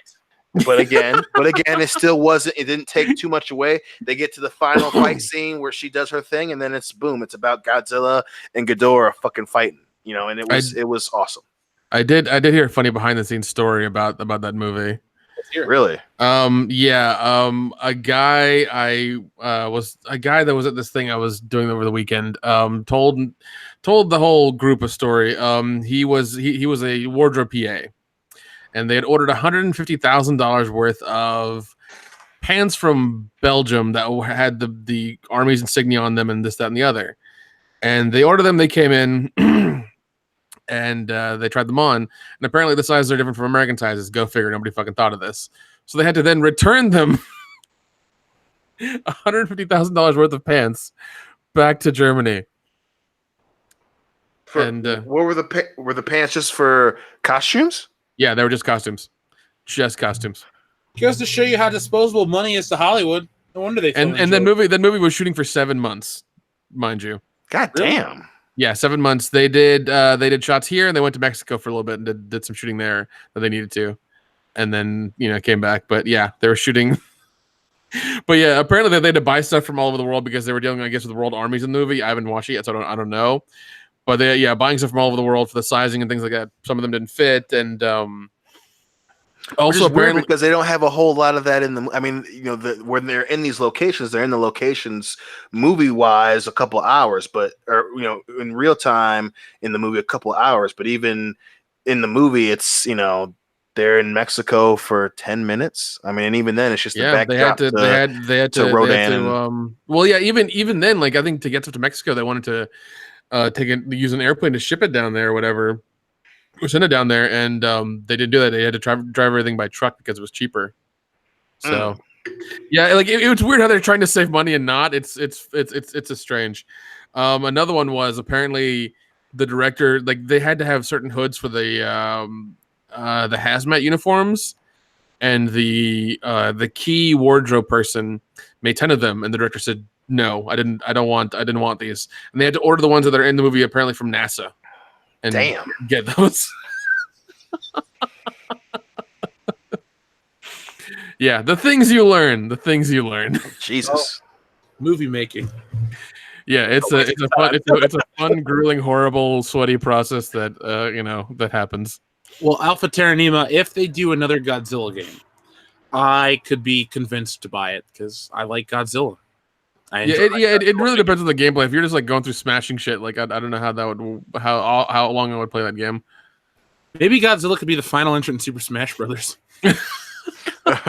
Like he starts out at you pick Godzilla and you press one button and everyone just gets blown off the screen. Jeez, well I still can't wait for the remaster of Ghostbusters. I can't wait for that, dude. Day one purchase. We're gonna do. Oh no, 100%. I will pre-order it or whatever the fuck I have to do to get it. I'm gonna get it. I'm getting it for probably the Wii and for the PS4 because I want to be able to have it portable in case like I'm somewhere and I want to play it. You mean like Horror Hound Weekend? Yes, exactly. Well, if it comes out by then, fuck, dude, I will gladly buy it. I'm guessing it comes out in the summer. That's my guess. I really, really hope so. If it does come out before Horror Hound Weekend, I will get a copy 100%. Well, I mean, E3 is next week, so we'll find out. So we should hear a date by then, hopefully. Yes, Nick meant the Switch. That's what did I say? Nintendo. You said the Wii. Oh, sorry, my bad. Yes, I did mean the Switch. Yeah. Okay. I mean, nobody else plays the Wii but you. Okay. God, I think I got the first Wii, and me and my brother used it for a little bit, and then we were just like, this sucks. It really does. I know there's Nintendo enthusiasts out there that like our channels. Look I grew up Nintendo. Yep. Super Nintendo, Nintendo 64, GameCube, had them all, loved them all. We bought it, regretted it. Skipped the Wii U, love the Switch. Just saying, man. The Wii was kind of a dumb console. Yeah. Because we got the Wii, and then I think after like a week we didn't like it, and after a month we returned it and like traded it for money or whatever at GameStop, and never went back until the Switch. So I had Zelda, Smash Brothers, Mario Galaxy, Metroid Prime 3, and it came with Wii Sports, and then I had a game called Wii Play. Other than that, and the only reason I bought Wii Play is because it came with an extra Wiimote. I did not like that system. Yeah, I mean they want. I guess they wanted to do a VR thing with it because it's like, oh, you have this remote and you can do all this stuff. It's fine. But it ended up just being like, all this is sports games, just sports games and other weird games, and that's it. So I guess they're trying to make people more active as well by playing the game. It's like, no, you don't really need to be. Well, the future is 10K televisions, courtesy of films. Jeez, 10K. Our friend on topic says X-Men is in better hands. Wait for the MCU X-Men. Well, if reviews are anything to go by for Dark Phoenix, I mean, you're right. It sounds like it's a dumpster fire of a film. Yeah, I mean that's really through process of elimination, really. I'm agreeing with on topic. That's all I can say. God, I might go watch some movies this weekend and really catch up. If I can get into Dark Phoenix for free, I'm gonna do it. I'm not gonna pay for that shit. I kinda want to go tomorrow night, but I'm going to watch the Saudi Arabia WWE show at Phil's house. Yep. Okay. And I'm just like, oh, I really Superstar Showdown, dude. I won't get into it on this, maybe on After Hours for a brief moment, but God, it is so hard to be a WWE fan. It's embarrassing. It's tough. It's like the only thing they got going is like the beautiful women and like Roman Reigns is a shit wrestler. I don't know. But if the Rock, I'm really glad he beat cancer, but you're still a shit wrestler, buddy. I am very happy the man's healthy. I hope he lives to be old and have a great life and his kids are healthy and everyone's great. Fuck you, the wrestler, though. I hate you in the ring. God, I don't want you to ever even get injured. go wrestle forever, man. Be what you gotta be. Nothing but positive thoughts. Listen. Maybe you can leave wrestling and take one of those classes and learn to code. You know, who knows? Or I hope the Fast and Furious movie is a huge hit for him, and he acts in a bunch of movies, and he's too busy to wrestle. That way, I can just say I'm not watching that movie. God, I still want to watch that movie so bad. It looks hilarious. I'm gonna go see it, but I really hope it's not all about like Samoan pride film, because I know The Rock loves his heritage. There's nothing wrong with that. Cool, but it's a car franchise. Please. Yeah, I agree. I agree. If the last like 30 minutes is that part, I'll be okay with it. If the last like third of the movie is that, it's fine. But if it's like the last half, I'm gonna just be like, no, I'm sorry. So we went and saw Godzilla, and obviously had the preview for Hobbs and Shaw, and sure enough, they get to the scene where The Rock goes to see his family, and it's fucking Roman Reigns standing there with their stupid fucking face, and they start to fight, and he does his fucking trademark ooh-ah thing, and I didn't even mean to, but I verbally was just like, shut the fuck up, Roman Reigns. And Hillary just starts fucking laughing. I was like, I can't, like, again, as a person, go, you do you, boo-boo. For sure, no problem with that whatsoever. But I can't stand that dude. I'm just like, why are you bad at everything? Just why? Why? Why is your hair always wet? Just a towel, motherfucker. A towel, goddammit. Stop wearing vests. We get it. Why are you always wearing vests? Shirts exist, man. Pockets, come on, man. Diversify. His vests have nothing but pockets on them. Don't talk about the pockets. He's got more pockets than you can even dream of. 2 on the back, 12 on the front. For all the pens he needs. I don't know what. All the autographs he's signing. All the wet wipes he needs to stop. I don't know. Maybe they have little like fucking. He's got like trail mix in a couple of them as well in case he gets hungry. I don't fucking know. Diabetic. He doesn't want to get low blood sugar. He got some peanut M&Ms on him. He's like, shit. I'm good. Oh, I can go again. Oh, jeez. Roman Reigns is the bad alternative when you wish John Cena still wrestled. Oh, shit, you're right. You're fucking right. They can both sit at a fucking Denny's and discuss their fucking futures. Fuck them both. Yeah, well, you know what? We'll go to Denny's at 6 a.m. with Carmen, and we'll discuss That girl was so fun. Oh, my God. She was something else. That's for damn sure. She was like Gail the Snail, but fun. So. Yes, and attractive. Yeah, very. Alejandro Ibarra Flores, thank you very much. I'm thinking about buying my first $100 toy from Amazon, the 26-centimeter Nautilus from 20,000 Leagues Under the Sea from Revolve Tech. Should I use all my available GCs on it, or use it on games, movies, etc.? What do you guys think about? God, the Nautilus. Now, is this from the novel, or is this from League of Extraordinary Gentlemen? I think that kind of 20,000 Leagues Under the Sea from Revolve. Yes. Let's look it up real quick. Yeah, so it's got to be the novel then. It can't be. Ooh. Yeah. It's a novel. It's a novel. I say get it, dude. Yeah. I say get it. Yep, do it. Yeah, go for it. It looks pretty damn awesome. I mean, I like high-end collectibles. Go for it. You can get it for $84 on eBay. I trust Revolve Tech. I have one of their figures. Yeah, don't get it on Big Bad Toy Store. It's like $30 more. So just be prepared. Like, here's my hint to folks out there that want to buy collectibles. Shop around. Always go for reputable things, but you can usually save $30 if you just go to, look around. There's a lot of these SH figure arts I'll pick up. They want $90 on certain sites. If you buy them from Japan directly, they're $60. And the shipping is like $8 if you're willing to wait. So Alejandro Flores Ibarra, get it, save some money, and go to a movie and get your Nautilus. That's how I always operate. Well, there you go. Logan Michael, Anti-Funko Pop, says, Dion was attacked by horses riding mannequins. I don't want nightmare fuel, dude. What the fuck? How's this for nightmare fuel, Dion? God damn it. I got my headphones on and shit. Dion, what's up, buddy? How's it going, man? God, I hate both of you so much. I'm right behind you, man. I'm right behind you. I thought I was in the clear. I thought I was in the clear. You're in clear and present danger. Yeah, God damn it. God damn it. It'd been months. I thought that we made it past this. And I keep looking behind. God damn it, Nick. On topic says Captain Marvel making $1 billion equals anti-SJW fail. I mean, it definitely is going to be the avatar of the MCU. People aren't going to remember it. It's not like no one's going to give a shit when it turns 10 years old. Tell you that. No, we're all happy that Iron Man turned 10 last year. We all celebrated and rewatched it. When we get 10 years past the first Avengers movie, it'll feel like an event still. I mean, good. I'm glad it made its money. Not really. It was a dumb movie. But it to me, it just shows what the MCU is going to be moving forward. And if Marvel is going to lie in that bed and think that's going to make $1 billion, well, they might want to rethink what they're going to do.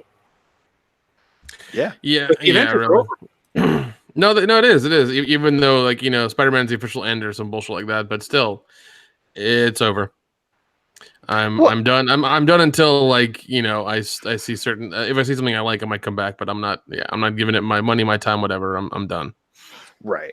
Listen, I understand they're going to keep making MCU movies, and that's fine. I'll go see them. I'm not going to go see them opening night every time. But if you think that the Marvel, Captain Marvel models the way going forward, especially if it's true that you had to buy a bunch of those goddamn seats, then you're going to lose a lot of money. You're going to lose a lot of money because that whole that cloak and dagger bullshit, so it doesn't show up as a loss on the record books, is not gonna work every time. It really isn't, especially with, again, you can say that it's the fans being split and trolling, but a sequel of a character that no one liked does not ever transfer into money made. Never does. Yeah, I mean, they can show as much. Yeah, because I think for it to get to $1 billion took a ridiculously short amount of time. And Black Panther made $1 billion in like I think it took like 6 weeks, something like that, to get to $1 billion. Mm-hmm. And I was like, oh, that's a good amount of time. I get it. People, and every time I went to the theaters, those screenings were packed out all the time. So. We'll watch next year. They'll be like, "Yeah, Disney inflated for tax or stock reasons," and they're like, "Oh shit." Well, like I said, yeah, it's just one of those things where, like, you can follow the money and you'll find it in whatever budget they've put. Like, you'll find it somewhere. It's there. Yeah, next year when they release their reports, you can. Yeah, somebody in the Fandom Menace is going to look. Probably, what is it? Data Racer? Is that the guy that always does all of our? I think. Yeah, that's him. I don't want to say it's somebody else. That's And even so, like, and even going down the who the fuck is racing in that neighborhood? Fucking dickheads. And even going down the tinfoil hat thing for a second, if let's just say for this conversation that they did buy seats, and it does come out whenever they have to report their end of year financial stuff. The thing that people have to remember is that's illegal. You can't buy your own shit and then say that it's been bought correctly by people, by fans, by the customer. That's illegal. So, if that actually happened, and this is just to get, this movie popular because of the political climate, I hope it's worth fucking getting in some serious fucking trouble for. I didn't even know if it was that popular. Well, I mean, here's the thing. Even if that happens, what's really going to happen? They're going to pay a fine, and that's it. Game over. Done. Right? No. Yeah, I'm not saying that anyone's actually going to go to jail, but the egg on their face, if it comes out that Disney, or even if it's just Marvel Studios, bought tickets and then reported them as consumer buys, even if they pay a fine, that's going to be reported. That's good. And that's all the fans are going to see that shit. Everyone especially people who stuck their fucking necks out and see that you guys did something, whether you went to jail or not, did something illegal. That's not going to look good, especially all of the fucking reporters they ran down, all of the websites they ran down. We talk about it all the time with Star Wars. We talk about it all the time with Marvel. All the bullshit they put out about fans being trolls and neckbeards and using all the buzzwords that people try to use to piss nerd culture off. If it comes out that you did something illegal just so you could do that shit, what do you think is going to happen when the sequel comes out? Especially when you're the star of your supposed franchise echoed the same bullshit. And again, this is just tinfoil hat shit. But dude, what is Brie Larson gonna look like if it comes out that Marvel bought tickets to see her fucking movie, whether she knew about it or not? Even if any of that stuff never happens, the sequel's not gonna be making bank. Right, exactly. Sequels usually don't, and then you have this shit. No way. Captain America movies made more because we had already seen Captain America. Here's the thing, too. There are a lot of people that only go see Avengers flicks. For Captain Marvel to be written into the Avengers the way they had told us, and then you see the movie and she's barely an afterthought. Like, let's say, a family. You have a kid. You know there's budgets involved. Let's say a family with 2 kids are like, we're going to go see the Avengers, but we can't afford to see Captain Marvel. So you go see Avengers, and like Captain Marvel delivers the ship, goes away, comes back. No kid got invested in her character from that movie. Only some weirdo on the internet's going to say how I was so moved by her achievement in the film. Like, what? Getting punched off screen by Thanos? Like, look at that movie is not going to build a brand. Well, and we know all that other shit is true. We know that the Russos didn't want to put her in the movie. We know that her being written into, them rushing the Captain Marvel movie out was the studio. That wasn't part of the original plan. And we also know that the Russos had to make a deal to keep her out of Endgame, keep her out of Infinity War, then keep her spot in Endgame minimal. That was a deal that they made to finish their fucking movie. So if everything in that is true, and that people know that now, you have all that working against the sequel too. Like, everyone knows that's not internet bullshit. They admitted that shit. So we know that's going against the sequel too. And it's like, fuck. I hope you guys are ready to hold on to your asses on this one, because they made their own bed with this. They really did. Yeah, the next couple of years is gonna be a lot of fun for our channel. Well, and also with Disney buying up all these properties, that's more money they can lose. Oh, yeah. Because you're spreading yourself extremely thin across all these properties and all these things and all these companies and everything you bought, that there are more chances of you to lose more money. So who knows what's going to happen at Disney in the future? Now, Dion, did you see the Marvel Ultimate Alliance cover change? I did. How Captain Marvel's not as prominent. Yes. Let me see. I bet that was Nintendo too. I would bet my 401k that was not Nintendo, because they don't want any part of this shit. But and especially the way that they did it, like they slid it in there after the trailer came out. So let me try to find the images, because I actually sent them to you guys. If I can't find them within the next minute, I'm not going to worry about it. But you can find them where Captain Marvel is more prominent, and you can find it when she is less prominent. So let's see. There's that image. I found the one where she's in the middle. Where's the fucking other one? Anyway, you guys can do a little online snooping, and here it is, right here. Yeah. Okay. So the original one where they actually, here it is. I'm going to show you guys on screen in just a moment. So originally they had her front and center, where she's clearly the main focus of the film or the video game. Yep. And then they changed it, and because I made a big point, I'm like, dude, they changed Captain Marvel. Yes, they took her back. They changed the whole cover. Yeah, this is in that very much like almost triangle shape, like leading to her. It's like, yep, she's it. That's it. Yeah. Now here's the next one, and I'm going to show these on screen. So just a second, folks that are watching the chat. By the way, thank you guys to the hundreds and hundreds of people watching. I'm very excited for tonight's show. We got a good audience. Okay, so let's see. Let me just pop out this chat like this. Full screen it. So here is Captain Marvel originally, folks that are watching. If you're listening, just use your imagination. So here she is originally on the cover. The other characters are technically bigger, but she is literally the focal point of the fucking poster of this game. Okay, so everybody take a look. And then we go to the new one. And that's the official cover of the game. Yep, they put her behind 4 other characters. Well, let's be honest. The 3 characters, Spider-Man, Iron Man, and Wolverine, are the 3 most popular Marvel characters, probably of all time. People say, what about Captain America? Captain America's great. But Spider-Man, since he debuted, well, I take it back. He debuted in 62, got his own title in 63. By 1967-ish, maybe 67 when the cartoon came out, but also there was a Fantastic Four show. Spider-Man was Marvel's main superhero from 1967, really until now. I know Iron Man and the movies make more money than Spider-Man, but everybody knows Spider-Man. There's like a specialness to the character. He's their Mickey Mouse. and he's never lame.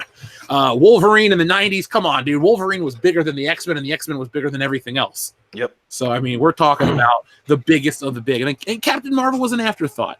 But there you go. One more time. We'll show the original poster. That was what the game was going to be. It was very clear that she was the main focus. You can see how they treat the other characters. They even clear out space. Every other character has a lot more overlap. That woman has clearly been meant to be the focal point. And there we go. There's the actual game. She's big, but you almost can miss her because the way her red and blue. They've mixed it. They muddled it to where it's like, yeah, you can't even tell where she is almost. Yeah. My thing is, it's not that Captain Marvel is a female character. No one gives a shit about a female character being popular. My complaint about Captain Marvel is how hard they try to make her popular and how they have to use all these dirty techniques and tactics to make her, Yeah, and I mean, even the comics didn't sell that well at all, and they were pushing. They've never, and that's the weird thing too about when they first released the cover for the game. She's in the other games. Mm-hmm. She's Miss Marvel, but she's in the other fucking games. And then, for them to kind of, they keep doing it with all the ads on Facebook for Marvel Legends or whatever the fuck that game is. That they keep showing and trying to push her to the forefront. And it's like, I don't understand it. I get it. I understand the idea that, hey, apparently people say that they want more female characters.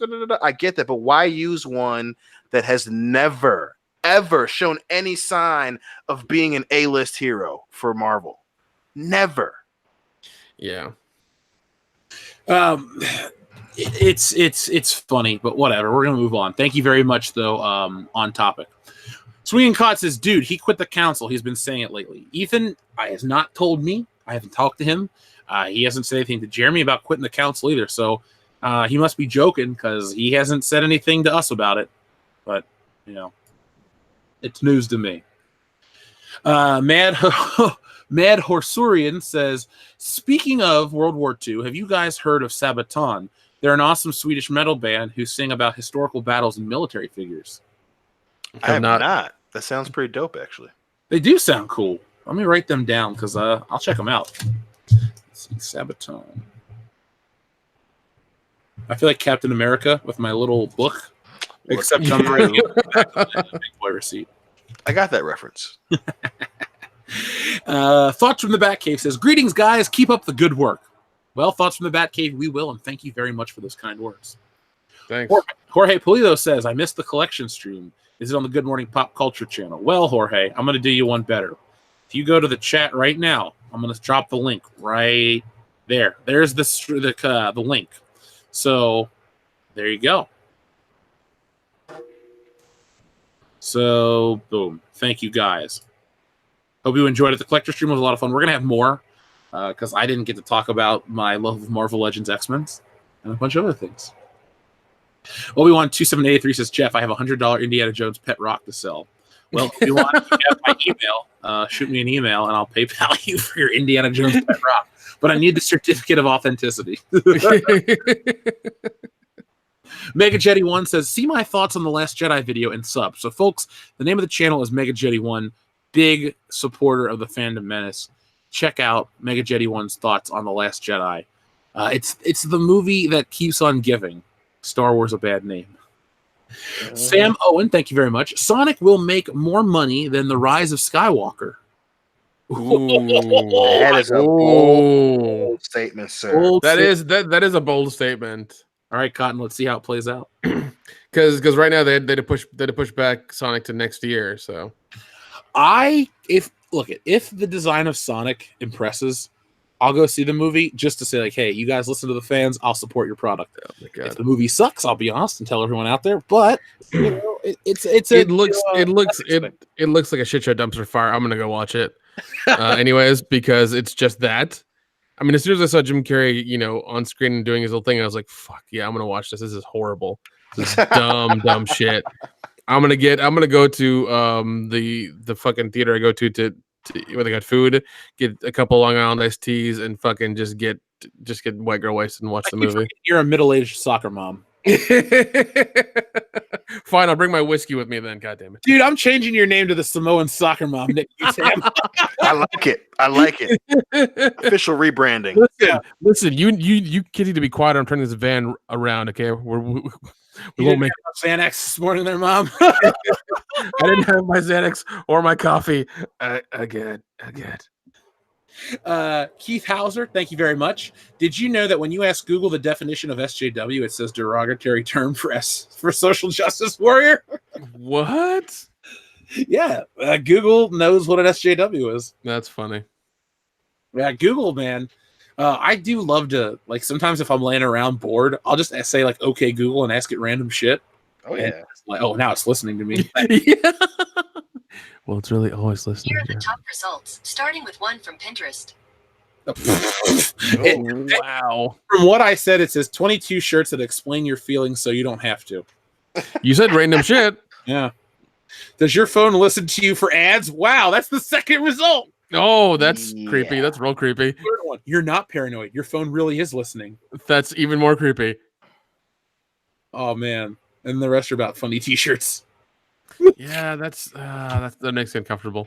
Yeah. Well, if my phone can listen to me snort at night, I don't care. But Keith, thank you very much for your super chat. I did not know that, but Google knows more than we do. It's Skynet. It is Skynet. Wonder has an observation about Endgame. He says, "Does anyone notice in Endgame Hawkeye wears a 3-arrow type quiver, and then after the Avengers base blows up, he's wearing the type he does normally?" I did not notice that. Yeah, didn't notice that at all. No, I've only watched it once, but it could be a continuity error. The thing that threw me off was when Rhodey shows up in a new armor at the end of the movie. After the when the Avengers assemble. Yeah. Look, I like that as much as the next. Yeah, because the quantum armor, and then he changes to his normal shit. I'm just like, okay. I guess he had time to change. Yeah, I don't like that. Where are we at? Obi-Wan 27883 says, "Are these bots EVSs? They better not be porn, but they're actually porn." Boo! I mean, for doing probably such a great job. Yeah, I don't know. It's just bored Korean people. That's all it is. Obi-Wan 27883 also says, "Jeff, Indiegogo for a sweet house with a pool, hot tub, and WCBS Ultimate Man Cave in a gated neighborhood. Do it. Here's $5 to start." Oh God, that's my plan. I would film so much content at that house. It would be stupid. But you guys want Good Morning Pop Culture? Of course, every morning, because I'm so happy to be alive. And then we have a fucking set. And then at noon, we do our whatever at noon, make some videos, and then at night we go live. Yeah, it could be like a big studio that I live in. I have no problem coming up there and shooting all kinds of crazy shit. It would be awesome. Live with me for a couple weeks out of the year. Yeah, that's fine. Dion, sorry, dude. Tell Hillary and the kids you're busy. You're going to Cincinnati. Deal. I can swing it. Our friend Secret Rebel says, WCBS Martina Marcota is so damn sexy. She's all the way live. Just throwing that out there. LOL. Who is she? Let's see. Okay, Google. Martina Marcota. Here are some pictures that match. I don't even know who I guess she's an actress. Yes, yeah. I don't recognize the name. I don't either. I think she's an Instagram model. Who is she? She's got 17,000 followers. Lady Alchemy. She's an interpretive dancer, performance artist, political activist. She's based in New York. And let's see, how old is she? Who is she married to? She's older. She's born in 1985. Oh, so she's my age then. I think she was born 2 days before Back to the Future came out. That'd be some shit. She's from Yugoslavia. I've never heard of her. Huh. Yeah, don't know who she is at all. Yeah. Well, she's good looking. Yeah, she is. Yeah. Who would she play in the MCU if she was in it? She kind of looks, in this photo, she looks like Famke Janssen. Just saying. If we need to do a flashback to GoldenEye, there you go. There's my kid. Yeah, why not? She should just cosplay for Xenia Onatopp. I'm just putting that out there. Eat Tepecuians, the place to be reviews. Thank you very much. Hail Muff Daddy and the BSers. Just showing love, the place to be reviewed. Folks, we're going to show some love back. So, our friend Eat Tepecuian is really investing a lot of time into doing what he loves. So, the place to be reviews is his channel. He has a podcast. He has a co-host. They're putting out all kinds of interesting content every day. So, do us a solid, support the Fandom Menace, and check him out. You will not regret it. Let's see. On Topic says, Aladdin is about to make $500 million while Godzilla King of Monsters is struggling to make $200 million. Thoughts? Bullshit. Well, has Aladdin opened in more theaters, first off? Because Disney movies, let's see. Let me look it up on Box Office Mojo. Where is it? Box Office Mojo. So let's see. Aladdin in Box Office Mojo. Aladdin opened in, where is it at? Does it say how many theaters it opened in? I think it's right under domestic summary. It's like 40 4,476 theaters. Yeah. Now let's see how many Godzilla's opened in. Yeah, a little less. Okay, so it's opened in less. Plus Godzilla is an Aladdin's a remake of a Disney movie that people like. Plus, monster movies don't necessarily always do well. Yeah, plus Godzilla is like $13 million less in the budget. So yeah, I don't know if that matters. Well, let's see what Godzilla movies make historically, though. So if Godzilla has already made, what has it made? 200 million?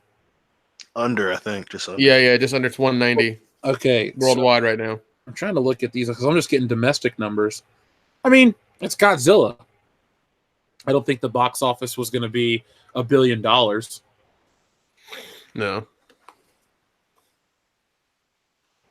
Oh well.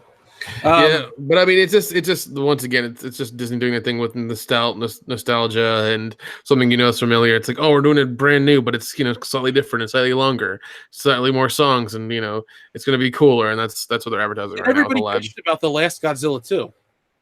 Yeah, everybody really did not like the last Godzilla. It's kind of like Captain Marvel.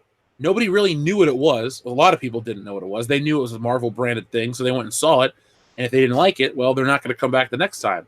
Godzilla didn't really, a lot of people bitched about it. I liked it. I thought it was great. And, a lot of people just didn't go see it. Yeah. So that's what and once again, like Aladdin goes with a lot of people's, like, it's something you saw as a kid, as a child, and, really resonates with nostalgia once again. And that's what they're trying to hit. They're trying to hit that spot, man. Trying to get you to give them your damn money. As long as we live in a world where John Wick 3 was successful, I'm happy. No way. Shit, man. It was so successful, they immediately greenlit part 4. Yeah, I'm not too excited about Bill and Ted 3 now because they introduced their daughters when in the last movie they have sons. So, oh, shit. I don't like it. If you're going to give a character a daughter, fine. But if you've given them a son and they don't exist now, that's where I have a problem because you're like, oh, it sounds great. Now you got to follow the continuity of your own story. That's very true. If in our comic, Kendo lost a toe, he's got to not have a toe the rest of the book. You don't get to just pick and choose people. So. Yeah, that's funny. That's funny. I don't dig it. Oh, David Hervey's got a great question. He says, "Why is it so hard to turn Roman heel? It worked for The Rock. When he started off, he was about to get fired until he turned heel." Dion? I mean, I think the biggest difference is that, Rock didn't have that gigantic push before turning heel, where Roman, outside of being part of, I'm having a fucking brain fart right now. Being part of the Shield, he was pushing the Shield, and then bam, after he left the Shield, the guy got a fucking rocket ship to his back and went to the moon. But, I think, and then again, the obvious thing is when The Rock became heel, he was in his element. He got a chance to fucking actually express himself instead of being goody two shoes. Roman can't do that. He doesn't even have the experience to hold The Rock's jockstrap, let alone be even in the same sentence with him. So, I think, you're talking about two dudes with vastly different levels of charisma, and just Roman just does not have that. The only thing he has is the word cousin behind his name when people talk about him in regards to The Rock. So it's just, Roman's just not that dude. He just doesn't have it. That's an excellent point you make, especially with the charisma thing. That's what I was going to say, because they're two different beasts. Right. Now, you could make Roman heel, but it's Vince McMahon that chooses not to. So if you're out there thinking, what does this mean? Well, wrestling's a lot like anything else in terms of entertainment. Only a few people write it, but instead of, a movie being filmed, they act it out in a wrestling ring. And Vince McMahon is an old coot, and he needs to retire. Yeah, he's crazy as fuck. He needs to he needs to go and he needs to go paint or garden, or I don't know, just do something. Let's see. Crossbreed Azure says, Jeremy, Godzilla was boring and bland. Every screenshot of wow, I can't speak right now. Ever screenshot of King Ghidorah. Am I a joke to you? I'm seriously happy Dion enjoyed it. I've seen it 3 times. Oh, nice. Oh, so was he making fun of people saying that it was bland? Yeah, because Jeremy said it. Crossbreed Azure loves it. There's also a guy who only wants to eat chicken nuggets and drink Diet Coke. Okay, so no, it's Yoo-Hoo. Sorry, Yoo-Hoo. God, he couldn't have hung with us at Feel Good at Chow. No, man, you kidding me? I was shocked that and Jesse, actually, they weren't like usual people from California who are vegans or whatever. They dug in and they loved it. I was like, fuck yeah, let's. Jesse's like, awesome. Can I have my steak rarer? I'm like, there we go. Yeah, I was like, yeah, there we go. Spirit animal right there. Yeah. Brett Favre says, I'd give more cash, but I recently lost my job because I was late for work because some space lady broke my hand and stole my motorcycle. Hashtag I stand with the dog. What? My man. What's that? I get that reference. It's that's the deleted scene for Captain Marvel. Oh shit! Oh shit! Oh shit! Look over my head. I'm so sorry. Oh, that was awesome. Okay. All right. Awesome. Okay. That was incredible. Sorry, we didn't get it. Yeah. Logan Michael Anti-Funko Pop says, man, regarding Henry is mega gay. Salvador says, no shit, my ringtone is the X-Men theme. When we stream in July, we'll talk Marvel Legends X-Men in depth. Well, Salvador, give me a date. It can't be, I'll give you, but it's got to be like the second week of July moving forward, I think. Look at Salvador, you're my Facebook friend, message me. I think I'm going to visit Gary from Nerdrotic. He's trying to get some YouTubers together for his birthday. He's turning 50 and he's going to Vegas, so I'm going to go. Oh, nice. Yeah. Because it's Gary. He's a great dude. I want to meet him in person. Very nice. So I'll give you the exact date. I know the beginning of the month, I'll be out of town hanging out with Jesse in Columbus, and I'll be home, and then I'll be back. So we'll make it happen. Don't worry, man. Adam Walford says, hey, do you know when you'll do a Warhammer 40K stream? If we do, you'll have to teach me about Warhammer 40K. Yeah, I mean, I think it's tabletop gaming. It's a tabletop gaming thing. I don't know what it is, honestly. Yeah, I'm not familiar with it. I look at if we can get a couple YouTubers involved that really love it, I'd love to make it happen for you guys. I don't know what it is exactly, but let's see. Alejandro Flores Ibarra says Revolve Tech Nautilus is the Disney one from 1954. Still get it. Wow, yeah, definitely. I've seen that movie one time. Or was it 20,000 Leagues Beneath the Sea or Under the Sea? I saw it once as a kid and I liked it. I think it's not Kirk Douglas is in it. Somebody's famous is in it. I went on the ride when they had it at Disney. How was it? It was awesome. I mean, it was basically how the movie was. Like everything looked real fake, and you're in this little submarine that's going around this small pool, and you look outside and you saw all the stuff, and that's pretty much what happened. So yeah, it broke the illusion. I mean, it was a ride that was made a long time ago, and it's gone now. It's been gone for a while. So yeah, it was fun, but that was it. I was like, oh, okay, this is cool. It doesn't look real at all. Thanks. Alpha Terranema says, going to bed. See y'all in the next one, and watch hashtag King of the Monsters. Godspeed. Will do, man. Will do. Jason Green says, "No, you're busy, Jeff, but please try to get your gift from the car. I sent a ton of vinyls for Dion and don't want them to warp." Oh, they're out of the car. Don't worry, Jason. They're in the living room. There's a stack of boxes, so I'm gonna go down there and bring them up to this office and start filming over the weekend because I went back to the PO box today. So I got some more stuff from our friend Logan Michael. So thank you to everybody. I will catch up on the PO box stuff, and then once I get caught up, I'll make sure I do it regularly because you guys send some really cool shit, and that's probably my favorite thing to film for the channel because it's a genuine surprise. And when I get like a Salvador box or a Realities Frank box or even a Jason Green box, I know I'm gonna get stuff I like.